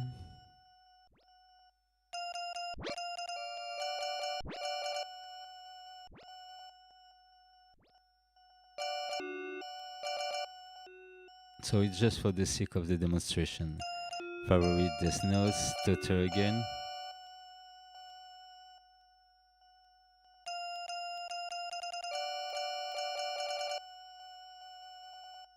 Okay, and reverse, some reverse thing.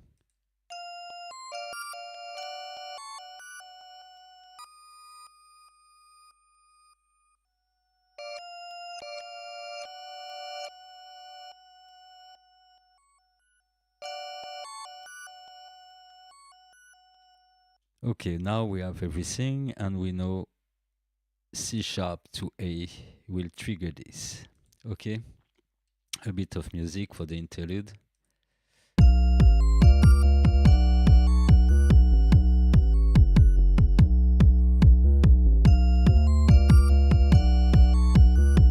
So what we can do, because we don't want that effect often, so we will do this, configure, add the dry wet, and assign this.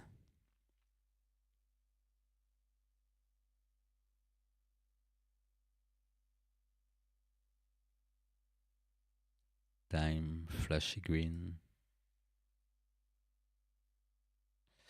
Okay. So now I will open a MIDI track.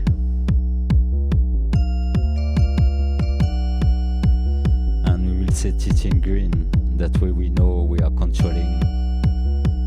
controlling our time presets here. Okay.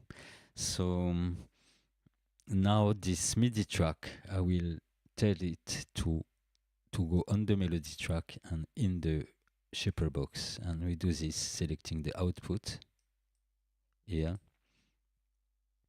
and normally we go to melody, and in melody it will go automatically to the first SHAPERBOX, so this one. Okay, so now what I forgot is that in the preset I must have one flat, okay, which will be my bypass.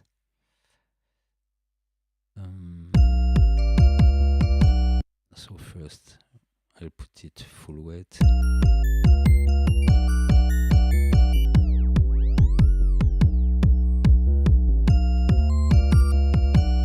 I will set the flat at the last.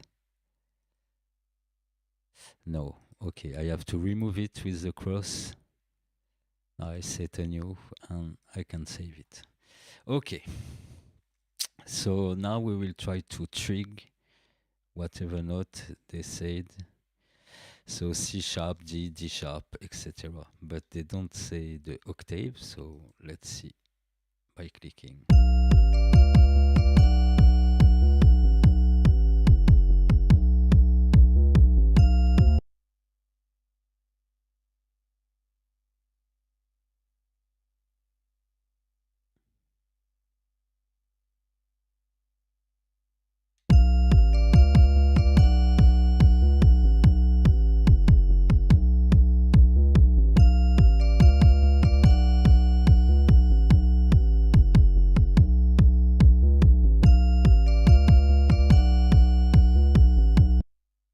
So let me see if it send it somewhere. So let's try C sharp 3, for example.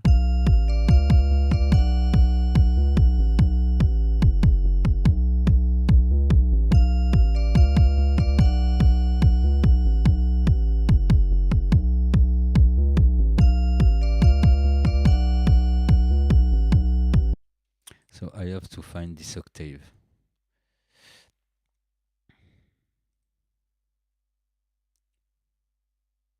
Direct from Do, MIDI triggering is enabled in for MIDI setup guide. See how to route MIDI in your Do. Let's go see how to route MIDI in your Do. Enable turn live.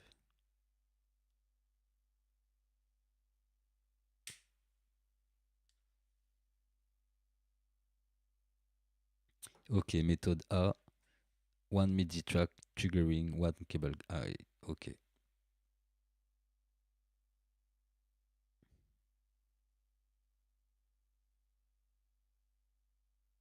Okay, in SHAPERBOX. Select MIDI triggered or MIDI one-shot triggering mode in the SHAPERBOX to set the MIDI trigger. Okay, but for the memories, I want for this thing of memories.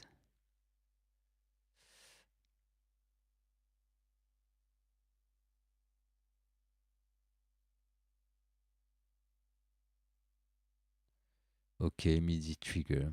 Okay, I have to set this MIDI trigger to on. And I don't have some MIDI trigger here.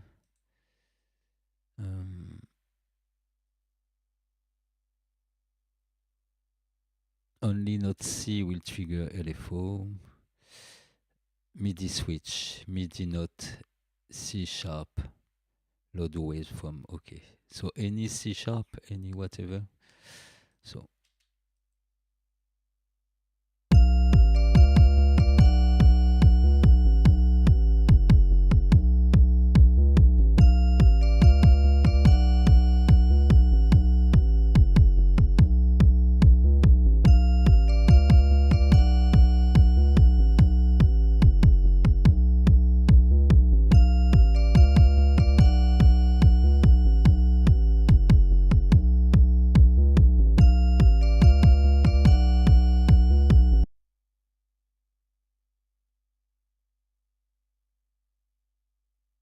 I want it to work, but perhaps I will pass on this. I know it works, but I can't make it work. Okay, here we have 3, and the last one.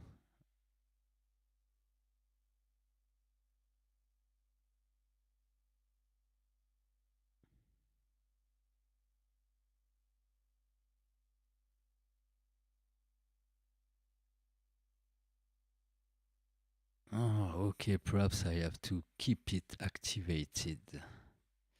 Okay, maybe that's simple as that. And that's simple as that. Okay, that's simple as that. So don't forget to MIDI switch here, wherever you are into the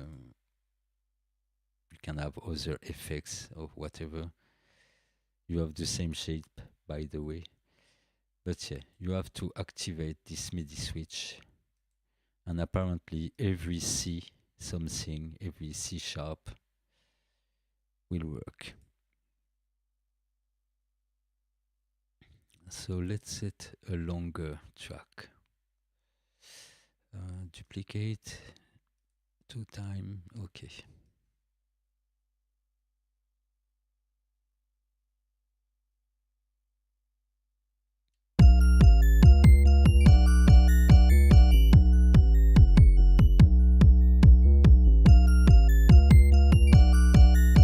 Okay, so now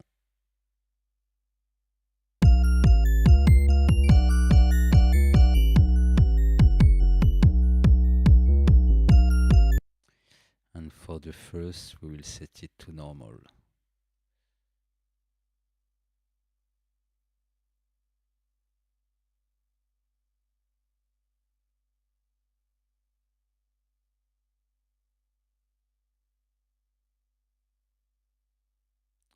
A.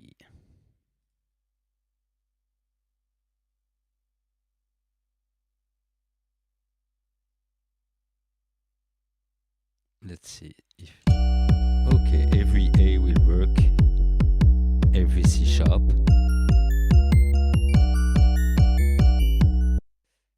Okay, so you get the idea now.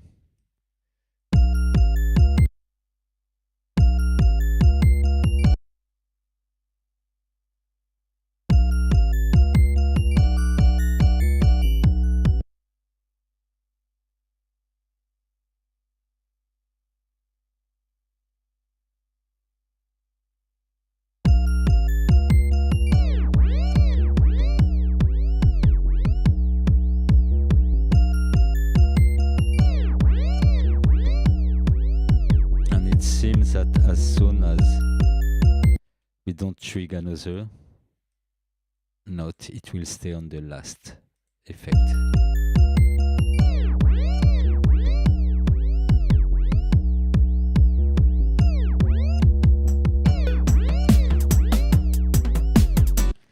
So, 2 things I wanted to do: a bit more volume. This one, we know this is a stop. The bypass one, we know that even short note, as long as there's no other MIDI note, there's no change. So let's set it as wide, for example. So each time we come to this one, it will come back to the original state. Okay.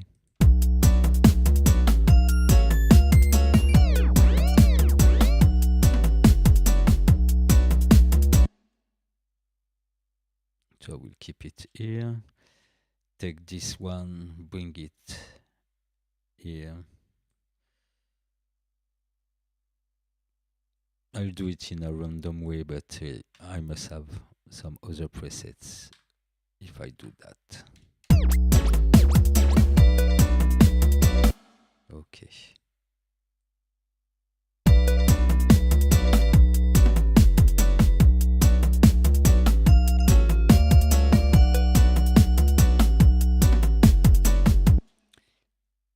And now last, we set the effects so we can drop a bit our dry wet and listen.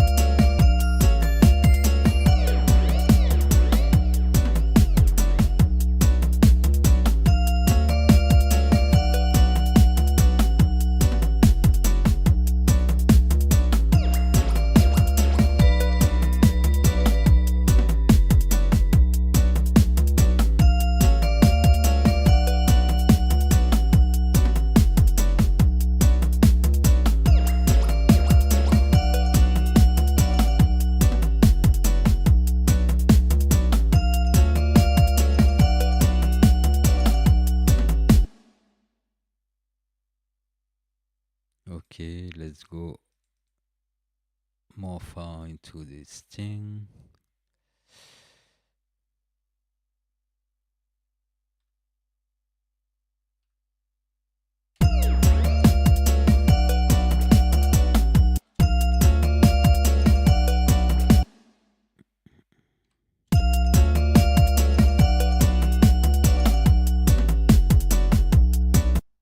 Okay, so you get the idea about how to control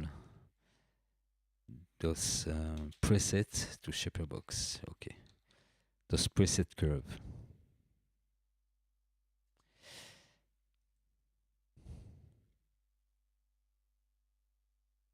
And apparently we can control also the other parameters, MIDI parameters from one MIDI track.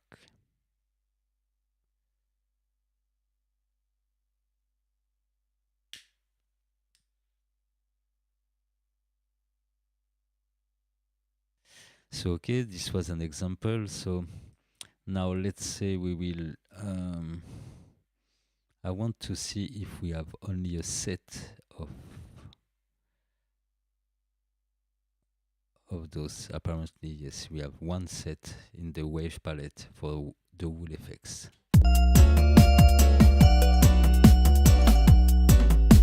So let's bypass that for the moment and continue at that melody.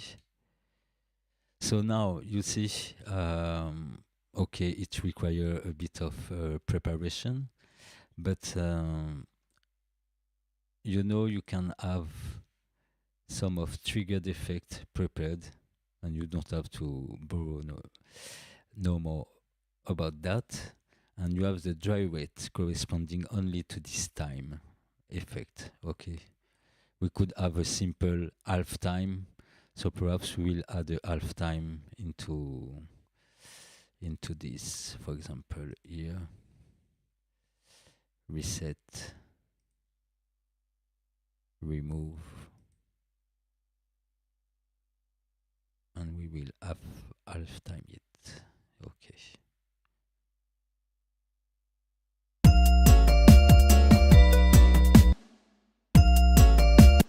And I know that now C# is a half time.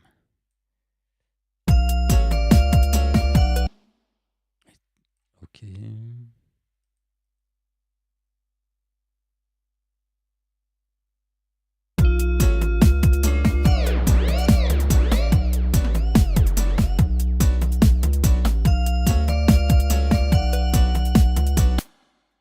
So we can go further in it by adding some beat crushing, for example, on this.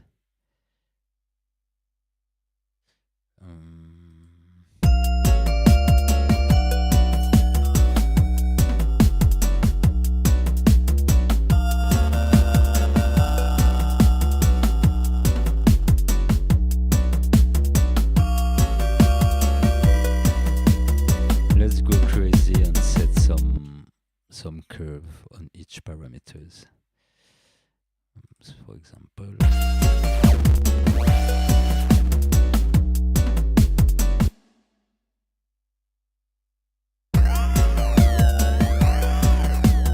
Goldorak style.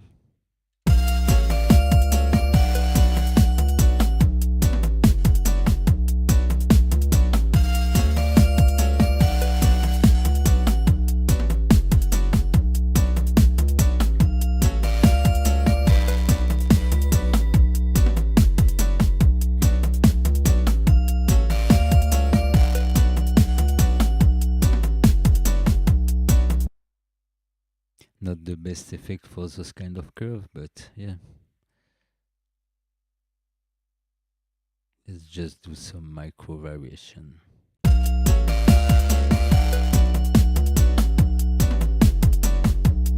Or using the envelope.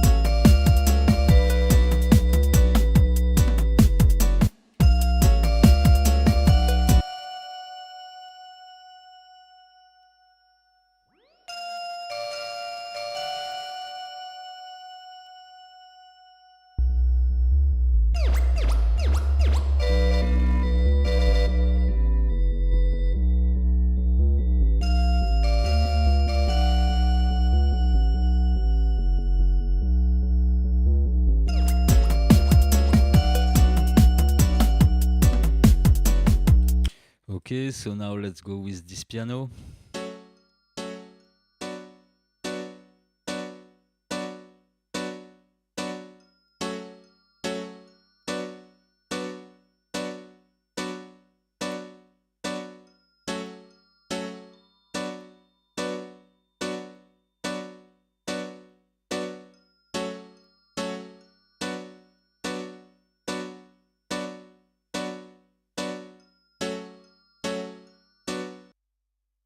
For this melody, quickly, I would like to add a phaser above all this after the crush. Let's go liquid phaser.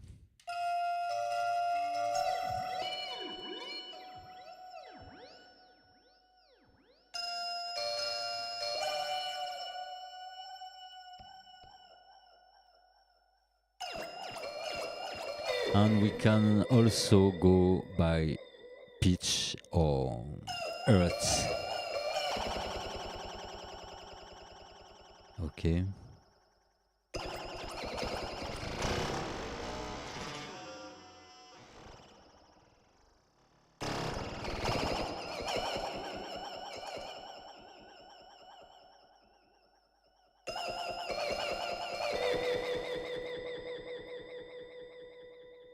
And why not splitting the band and adding a flanger here.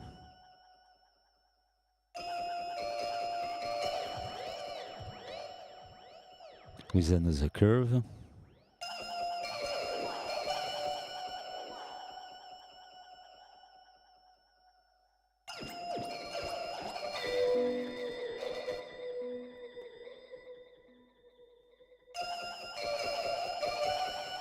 So of course it's not useful in that way, but it's for the sake of the demonstration always.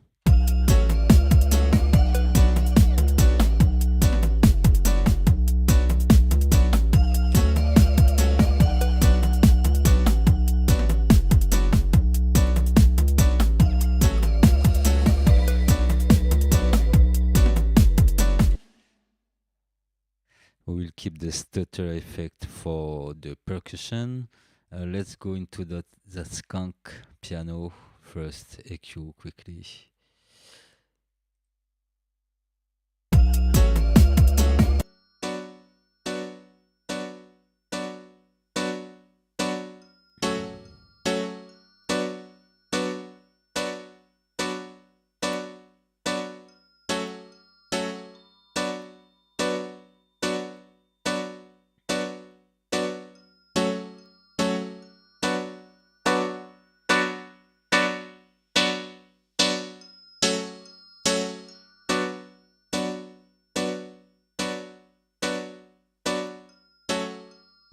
So we will keep that one for the skunk and add another one we will call short skunk. Okay, so this is the same sound, but in the copy, I will change this color here for a minute. In this copy, we will focus on the high frequencies.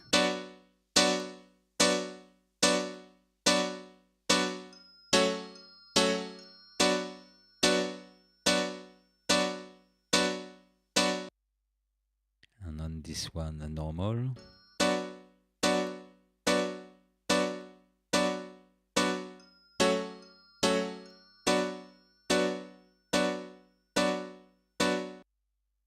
Okay, so first we have this kind of the recording was not very good. I still have a bit of the melody on that part. Listen. Okay, this is a kind of bleeding on this track. So I will remove this with always the same tool. So let's go for SHAPERBOX. Volume, trim, triggered by audio. Okay.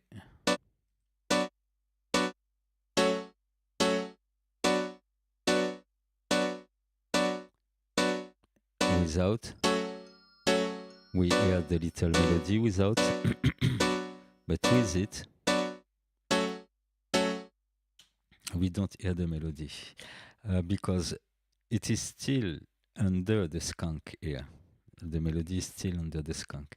But as the skunk is far more powerful than the bleeding of the other track, we don't hear the other track. We only hear it when all this region is also activated, when volume is bypassed. Again, without.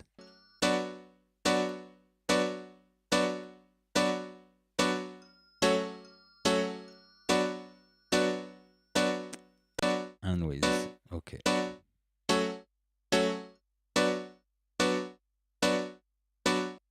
I will keep it short voluntarily to remove this other thing. And add, why not, phaser and a reverb.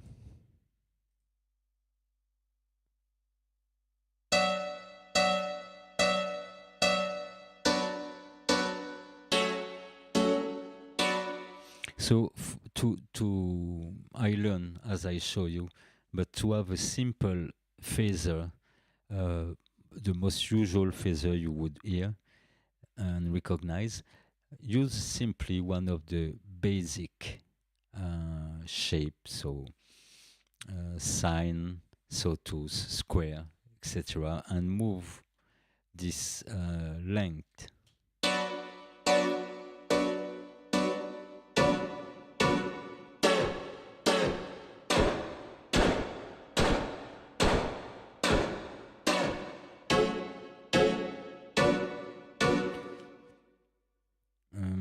So okay for it, and what I could do.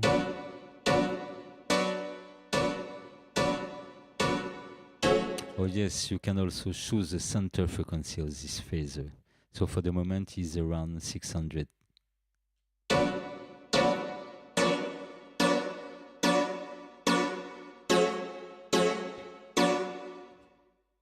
Okay, the 600 of this center is right here in the middle.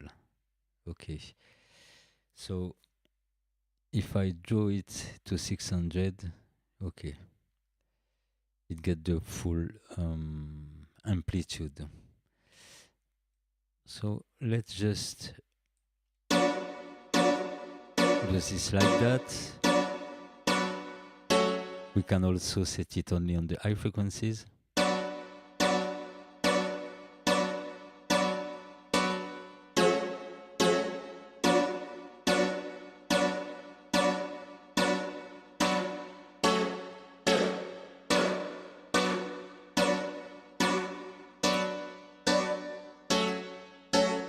And we will set it to a dotted value, 1.5 bars.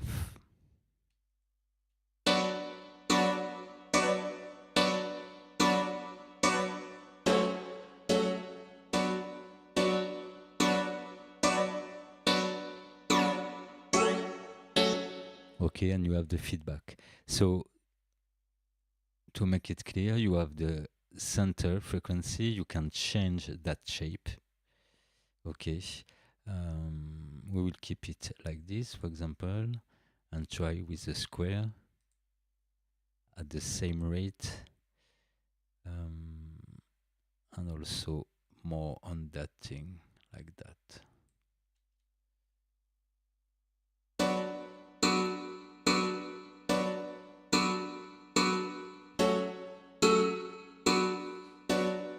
Or something sharp. Okay.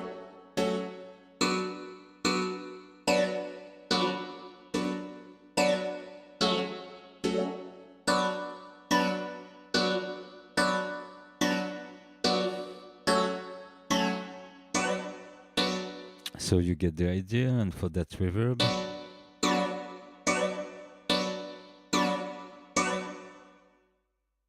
let's seek something different.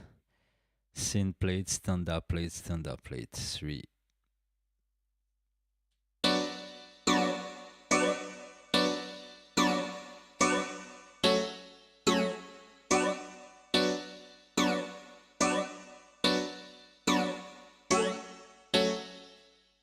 Okay, so this is for the piano with heavily affected.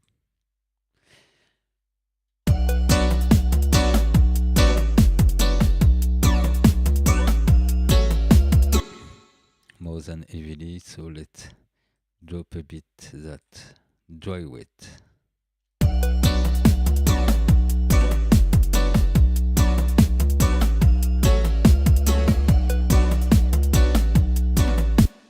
Okay, and now for the short one, I will copy this SHAPERBOX to keep the exact same phasing, but I will add a few different things, like for example, first, shorten the piano. Let me make the solo on the short skunk.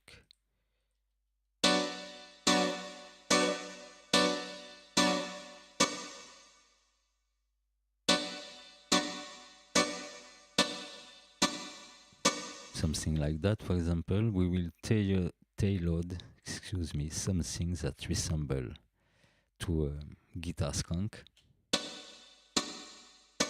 Some of you already know that tip.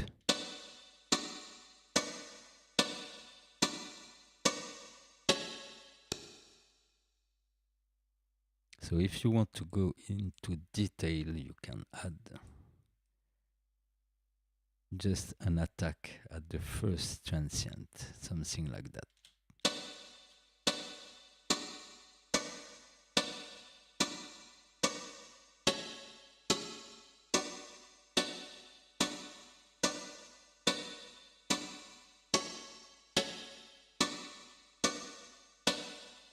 So you can have a short guitar or a long guitar.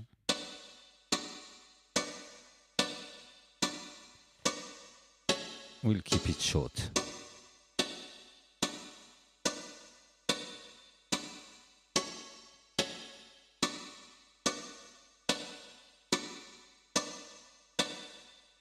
Even better here.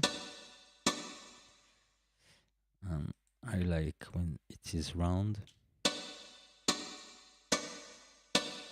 Okay, first I shape this and then I will drive it.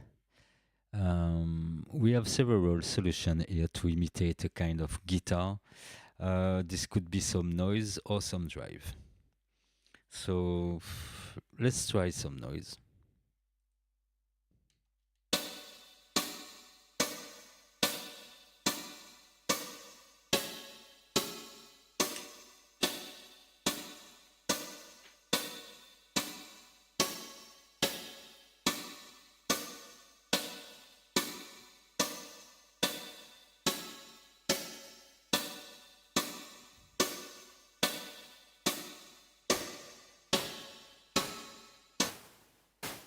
Noise only. We will leave the eye for the hi-hats and all those things. Okay. And the more short. And I think if we want it even more short, we have to set it to audio.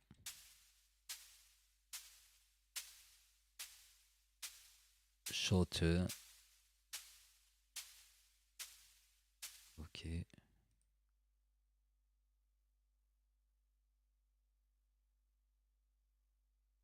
Just a burst of noise at the very attack of that sound. And then nothing.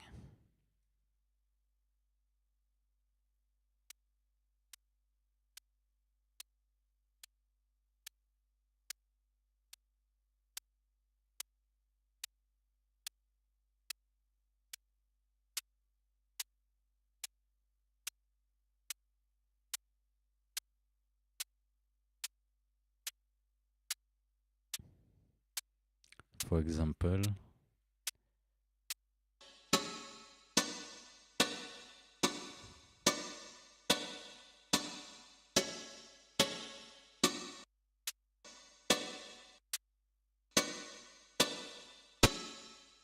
oh, the whole frequency noise is okay too.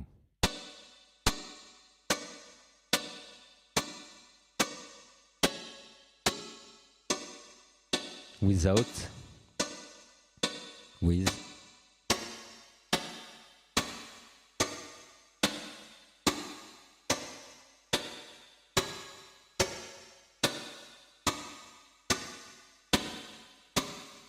And the last thing we could add is a drive, something to drive this before the effects.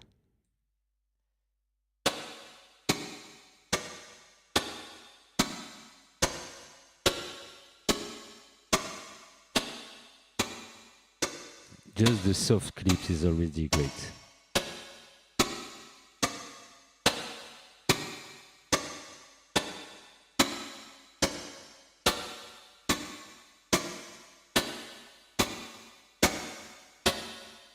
And we will do the same as for the noise. Now we know we can copy and paste some curve, copy wave, paste wave, okay. And apparently we can have several lengths on several effects. Okay, I have a 1/4 length here and a full bar here. I want them the same. Okay, it's far too much. Let's play with the dry wet.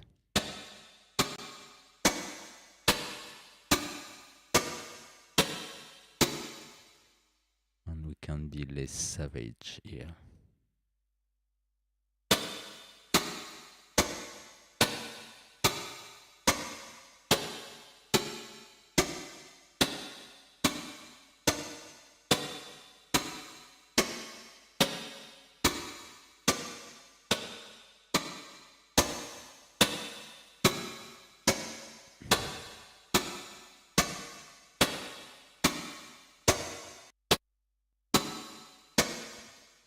And we can change that reverb with spring. Is there a spring somewhere? Yeah, standard spring.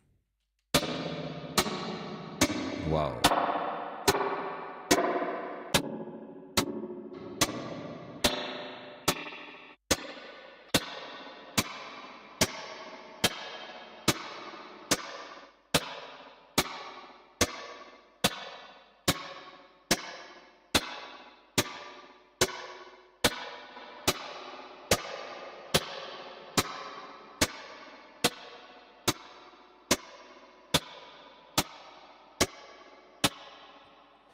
And why not a little echo quickly to have a slap back into the guitar. So where a simple one. Echo, delay.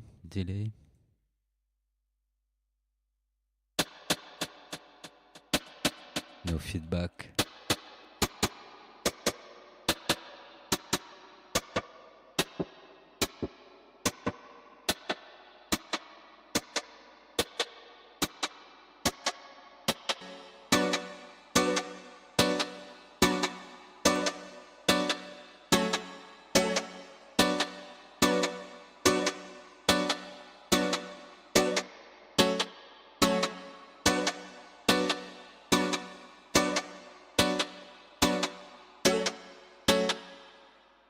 Okay, perhaps the reverb is too much here, and we will leave it going into the echo first and then set a reverb later.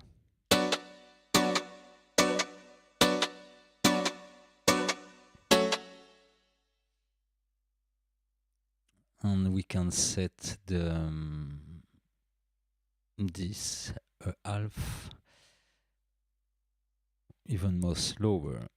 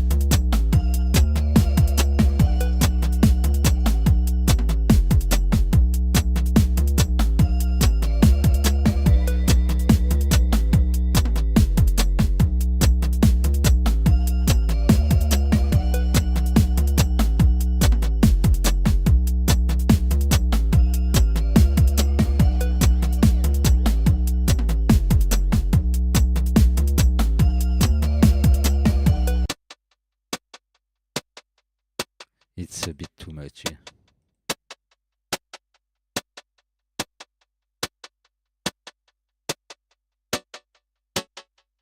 Too long.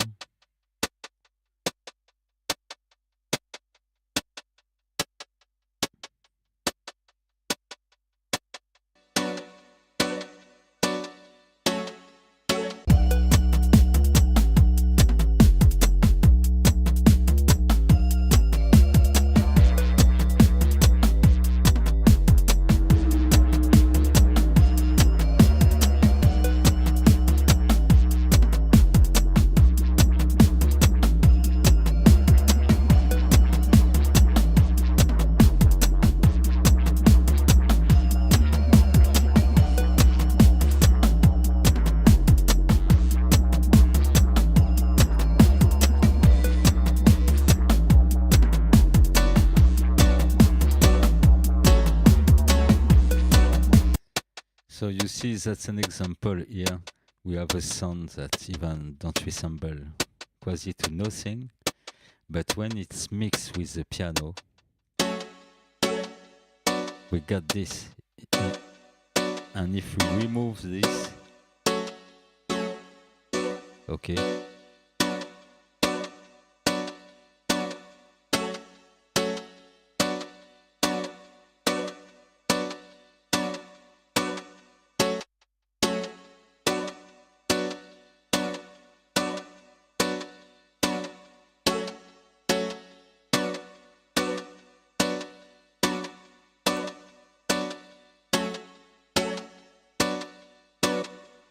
and then we could add a general room verb here to send everyone.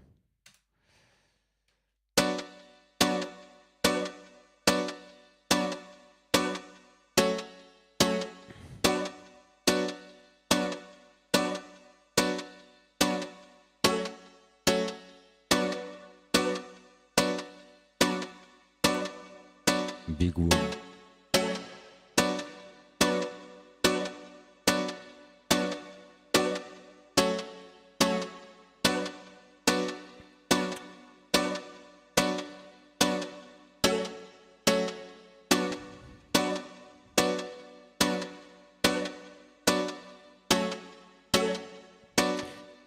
So I think it's been 2 hours, 2 hours and a half on the same plugin, running around some loops and things.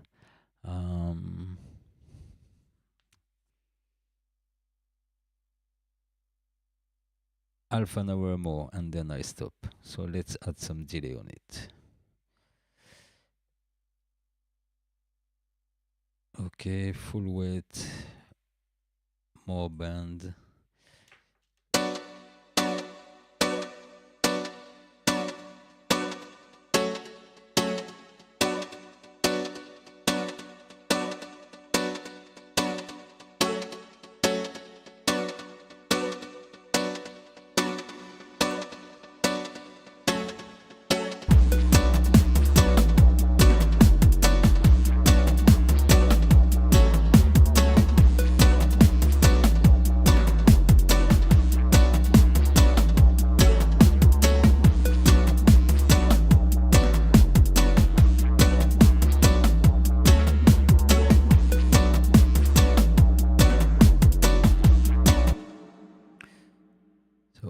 A bit arch, but this is just to demonstrate this plugin. I will reduce this more dark and I will bounce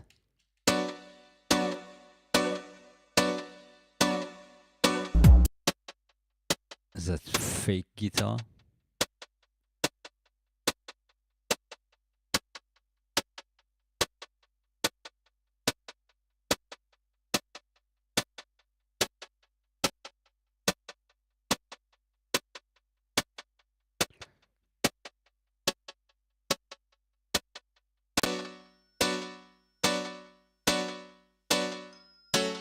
The volume envelope, make it all.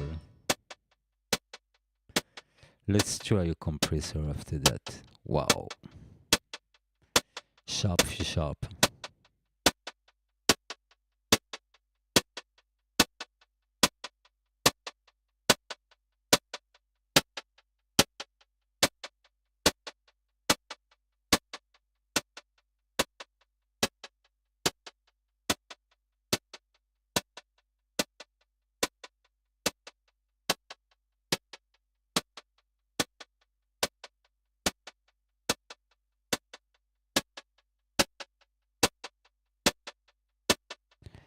And I think we could add a bit more low frequency in this.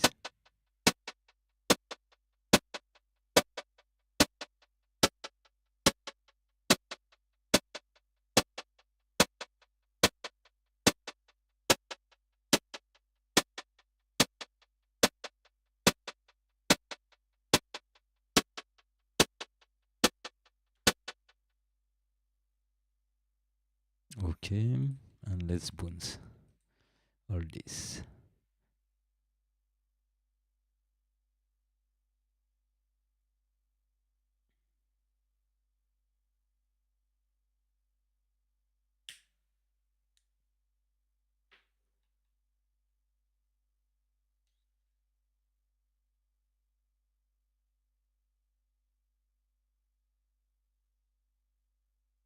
So you see from the same source, the same piano source, we have the original piano sound here.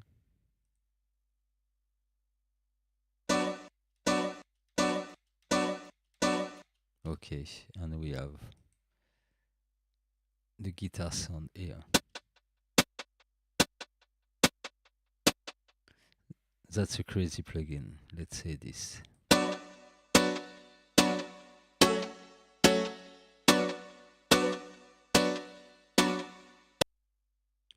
And I think there's a bit of latency in my process, but that's normal. Perhaps I set it a bit too much. Let me seek for the snare.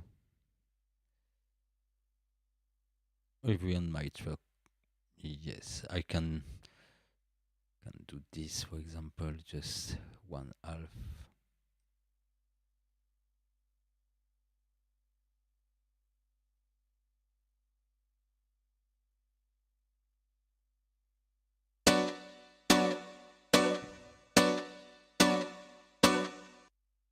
This was due from the export, I guess. So yeah, that's it.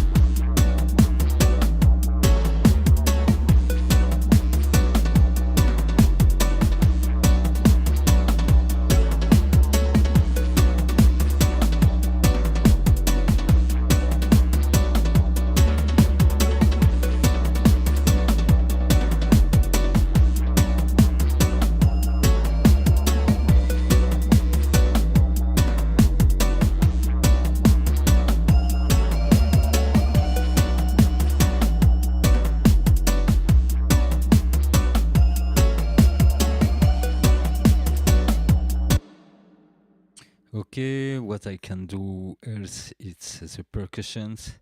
Quickly, let's listen what's under this percussion.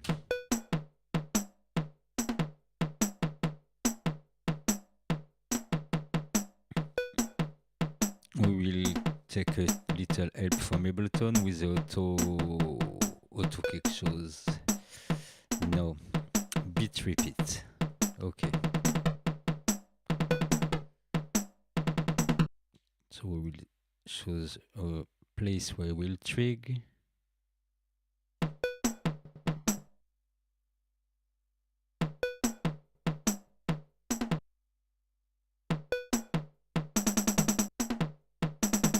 Not the best here. Why not?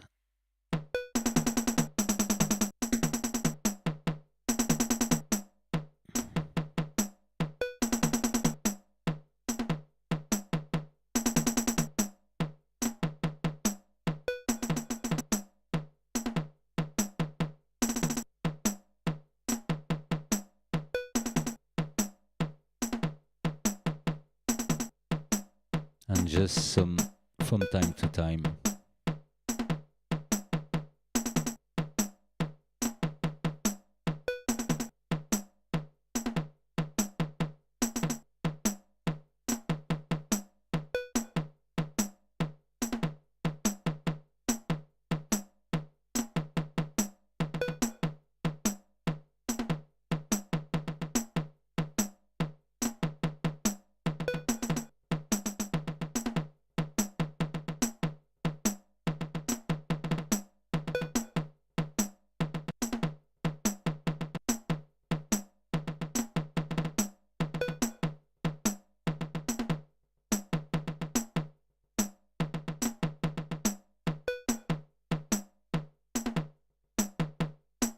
Okay, let's say it will be okay. And what we could add, we will explore for that one on one of the last point for the tonight, the presets.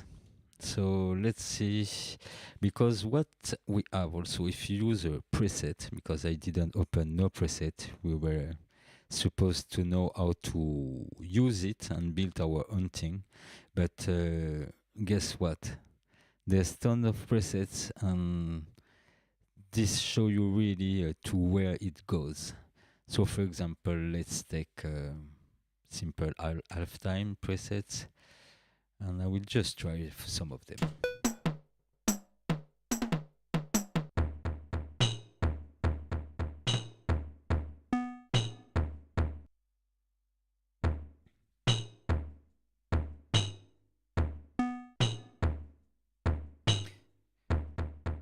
Okay, and when you use a preset, this is for the moment just time, so we could automate here.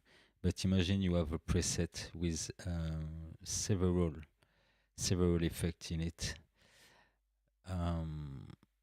The dry weight you will assign is not the one from the effect, but the one from the wool effect here. I hope we can, yes, that's great. We can assign this.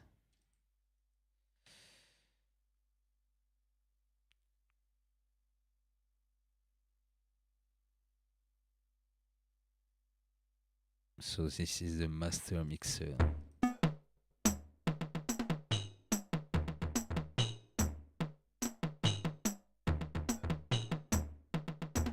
Let's set up.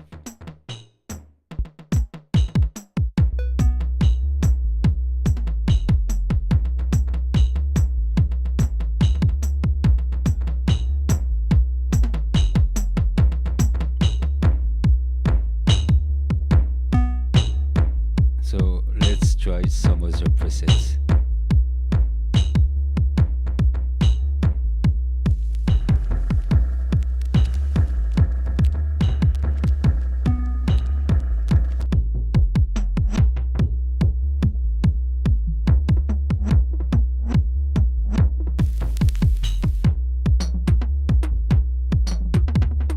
And I'm just into the pitch and time. Let's try some motion, for example.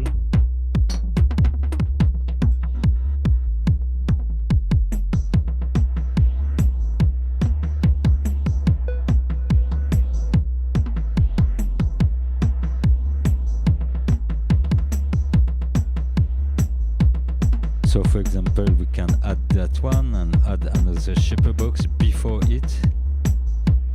If you want, yes, you want. And we will choose the half time because I liked it. And we will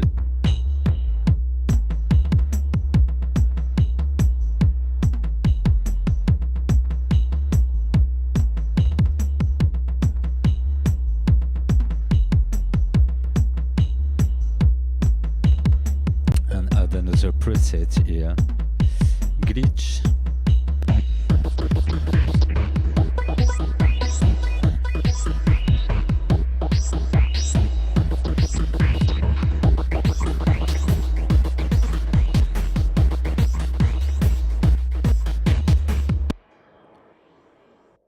So it can go pretty wide. Okay, mix. Let's take some reverse, for example.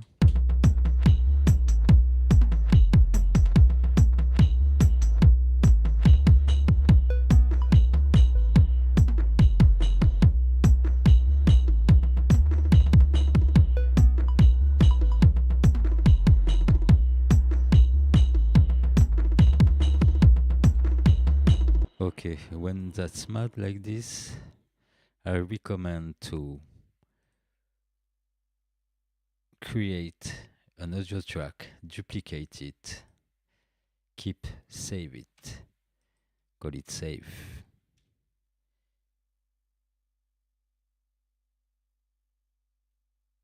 And then I guess this track only is taking all this. But as I don't want to automate all this or whatever, just I want to bounce that. And I will duplicate, that way I have a long period of percussion with a lots of effects. Freeze and flatten.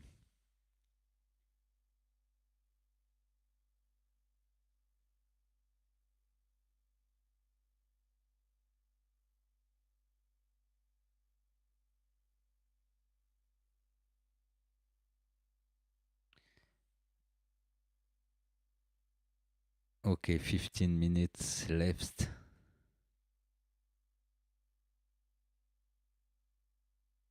And that way I have my effects and my percussion.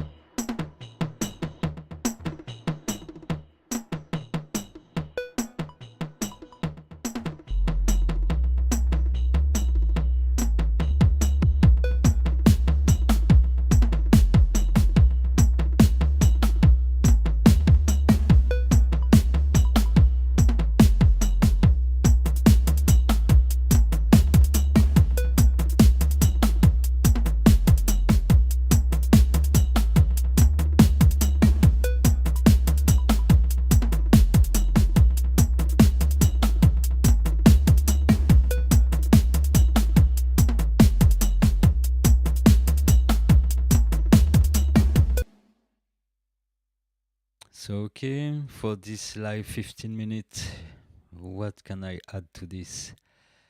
That's already a lot. I mean, even that percussion loop. Okay, we could sidechain it to the impact of the original percussion. So let's call it percussion and the other perks effects. Okay, and on this perks effects, now I will add this SHAPERBOX and use the sidechain option. So I take from the percussion here, sidechain, audio mode, reduce it,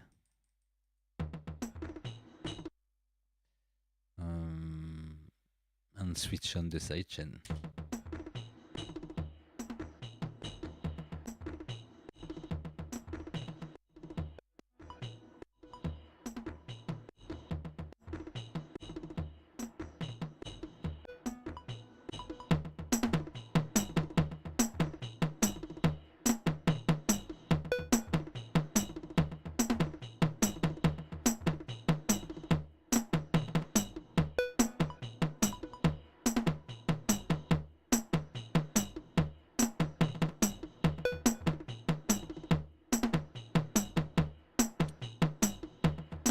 And I can boost the input of the percussion as it is a low level thing.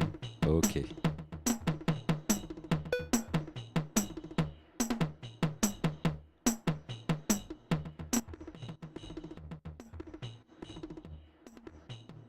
That way it will make room when the percussion dry hits.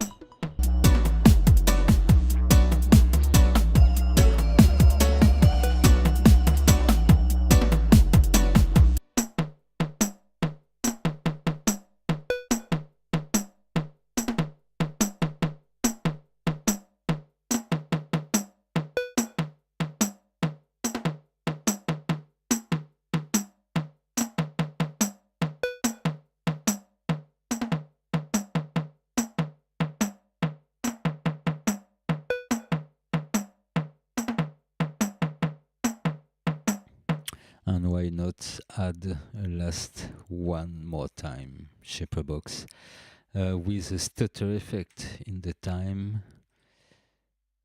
pitch, glitch, noise, half time, groove, swing, scratch, tape stop, reverse pitch. No.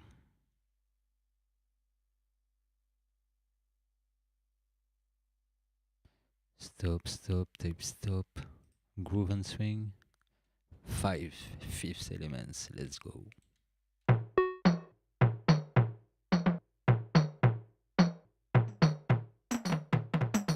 Not the best.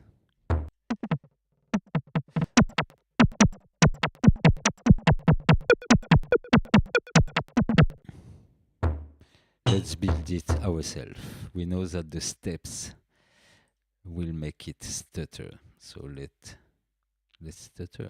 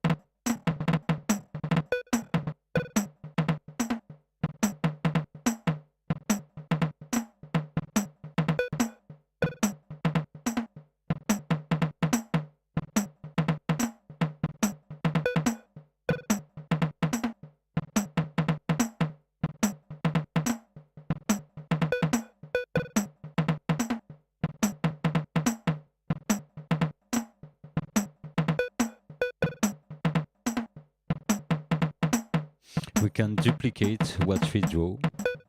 It will duplicate everything, but we have to duplicate the length too.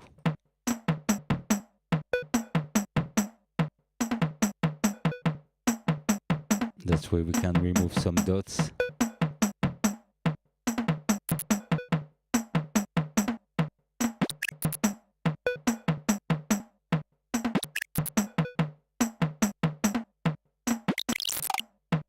That's very too much.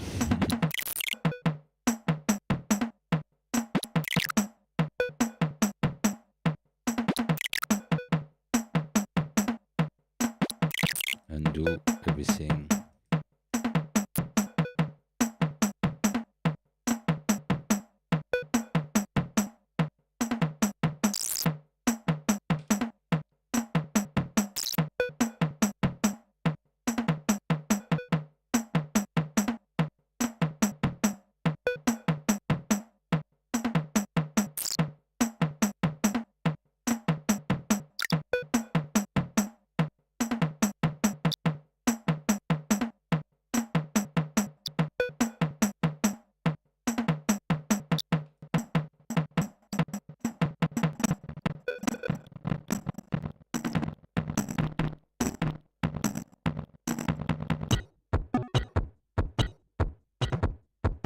Brief, you get the idea. One more time.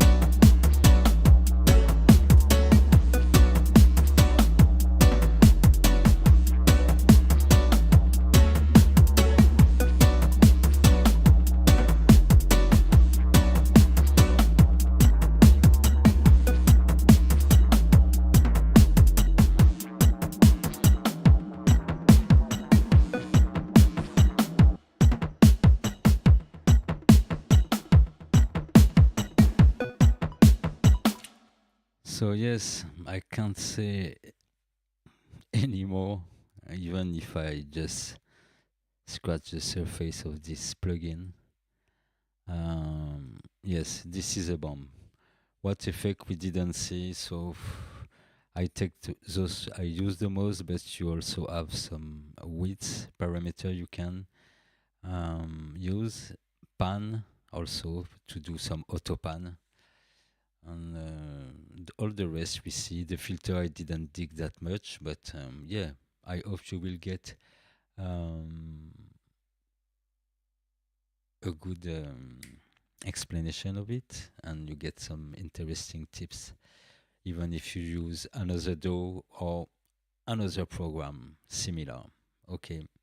So by the way, I wanted to thanks the Patreons for the support and for the mutual support, and I hope you find what you wanted to find in some of my tutorials. And don't forget, for the new one, don't forget to go into all the posts because sometimes there's some attached files with the post into the Patreon. Okay. The last thing I did then open is the oscilloscope. A very interesting thing, this oscilloscope from the SHAPERBOX, because we can do something like that. Here is the oscilloscope on the master bus. You can have it half or two sides.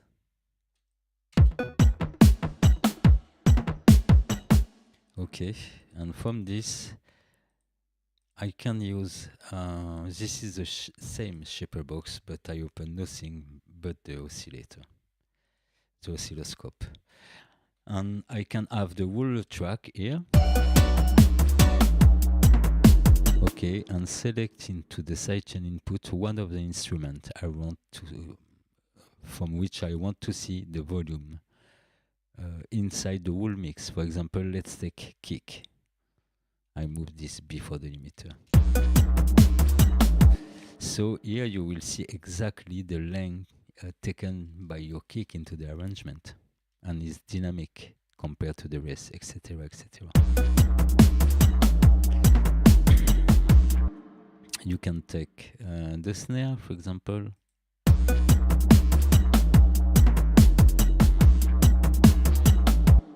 Or the bass.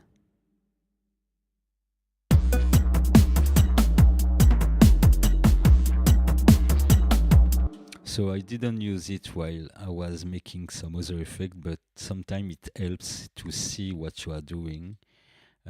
So in Orange, this is the sidechain input. By default, it's switch on. Okay. Just the track, and here, bass. Of course, the best way to have the real same scale volume is not to set it as post effects as I did here, but to set it post mixer. Okay, because this is post mixer volume of the bass that we receive into this master.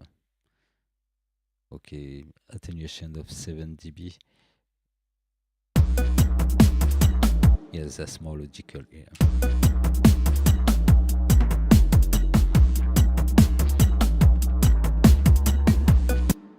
For example, you want to figure out where is your piano in all these things.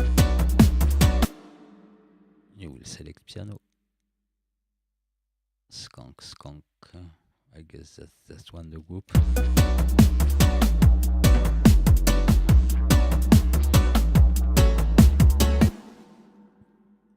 Same way, post mixer each time.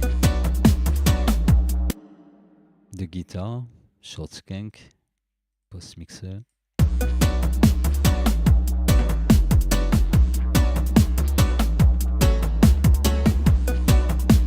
So okay, the scope is very useful to see what you are doing in the effects, the previous effects before.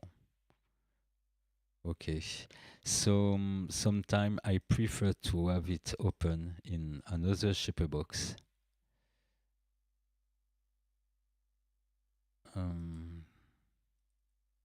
That way I don't have to switch, I could switch it on inside, but if I open the oscilloscope here,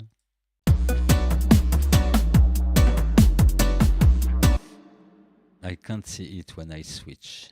Okay, effect. So most of the time I paste, after the thing I study, I paste another SHAPERBOX only with the scope. That way I can modify everything.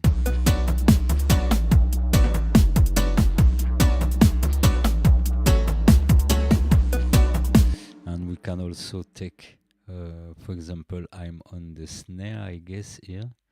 I can take the snare, pre-effect. That way, in orange, I will have the pre-effect, and in white, I will have the post-effect.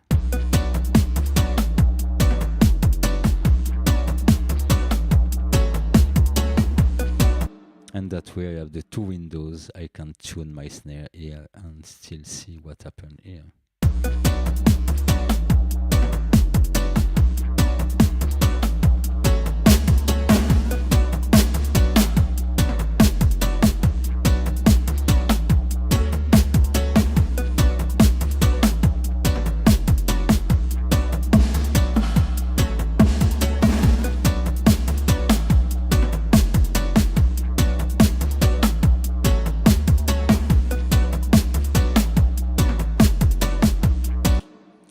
So yes, I think that's all for tonight, and really try to get this SHAPERBOX in a discount moment, or I guess even out of the discount is not that expensive.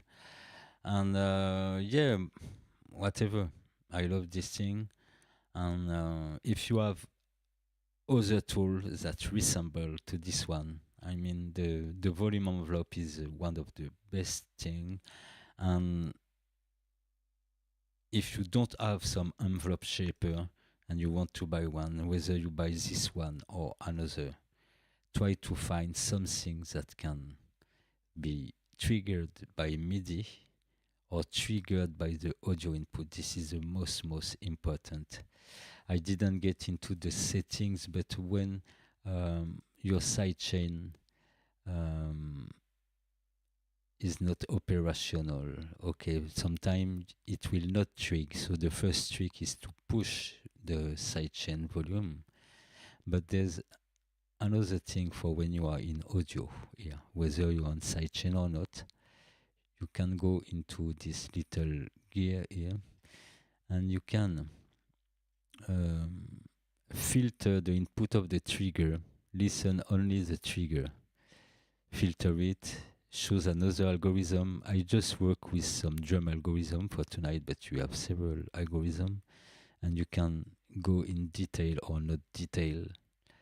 And you can even shift the triggering time. Sometimes for some sounds that are not very precise, you will have to deal with this global audio trigger settings. Okay.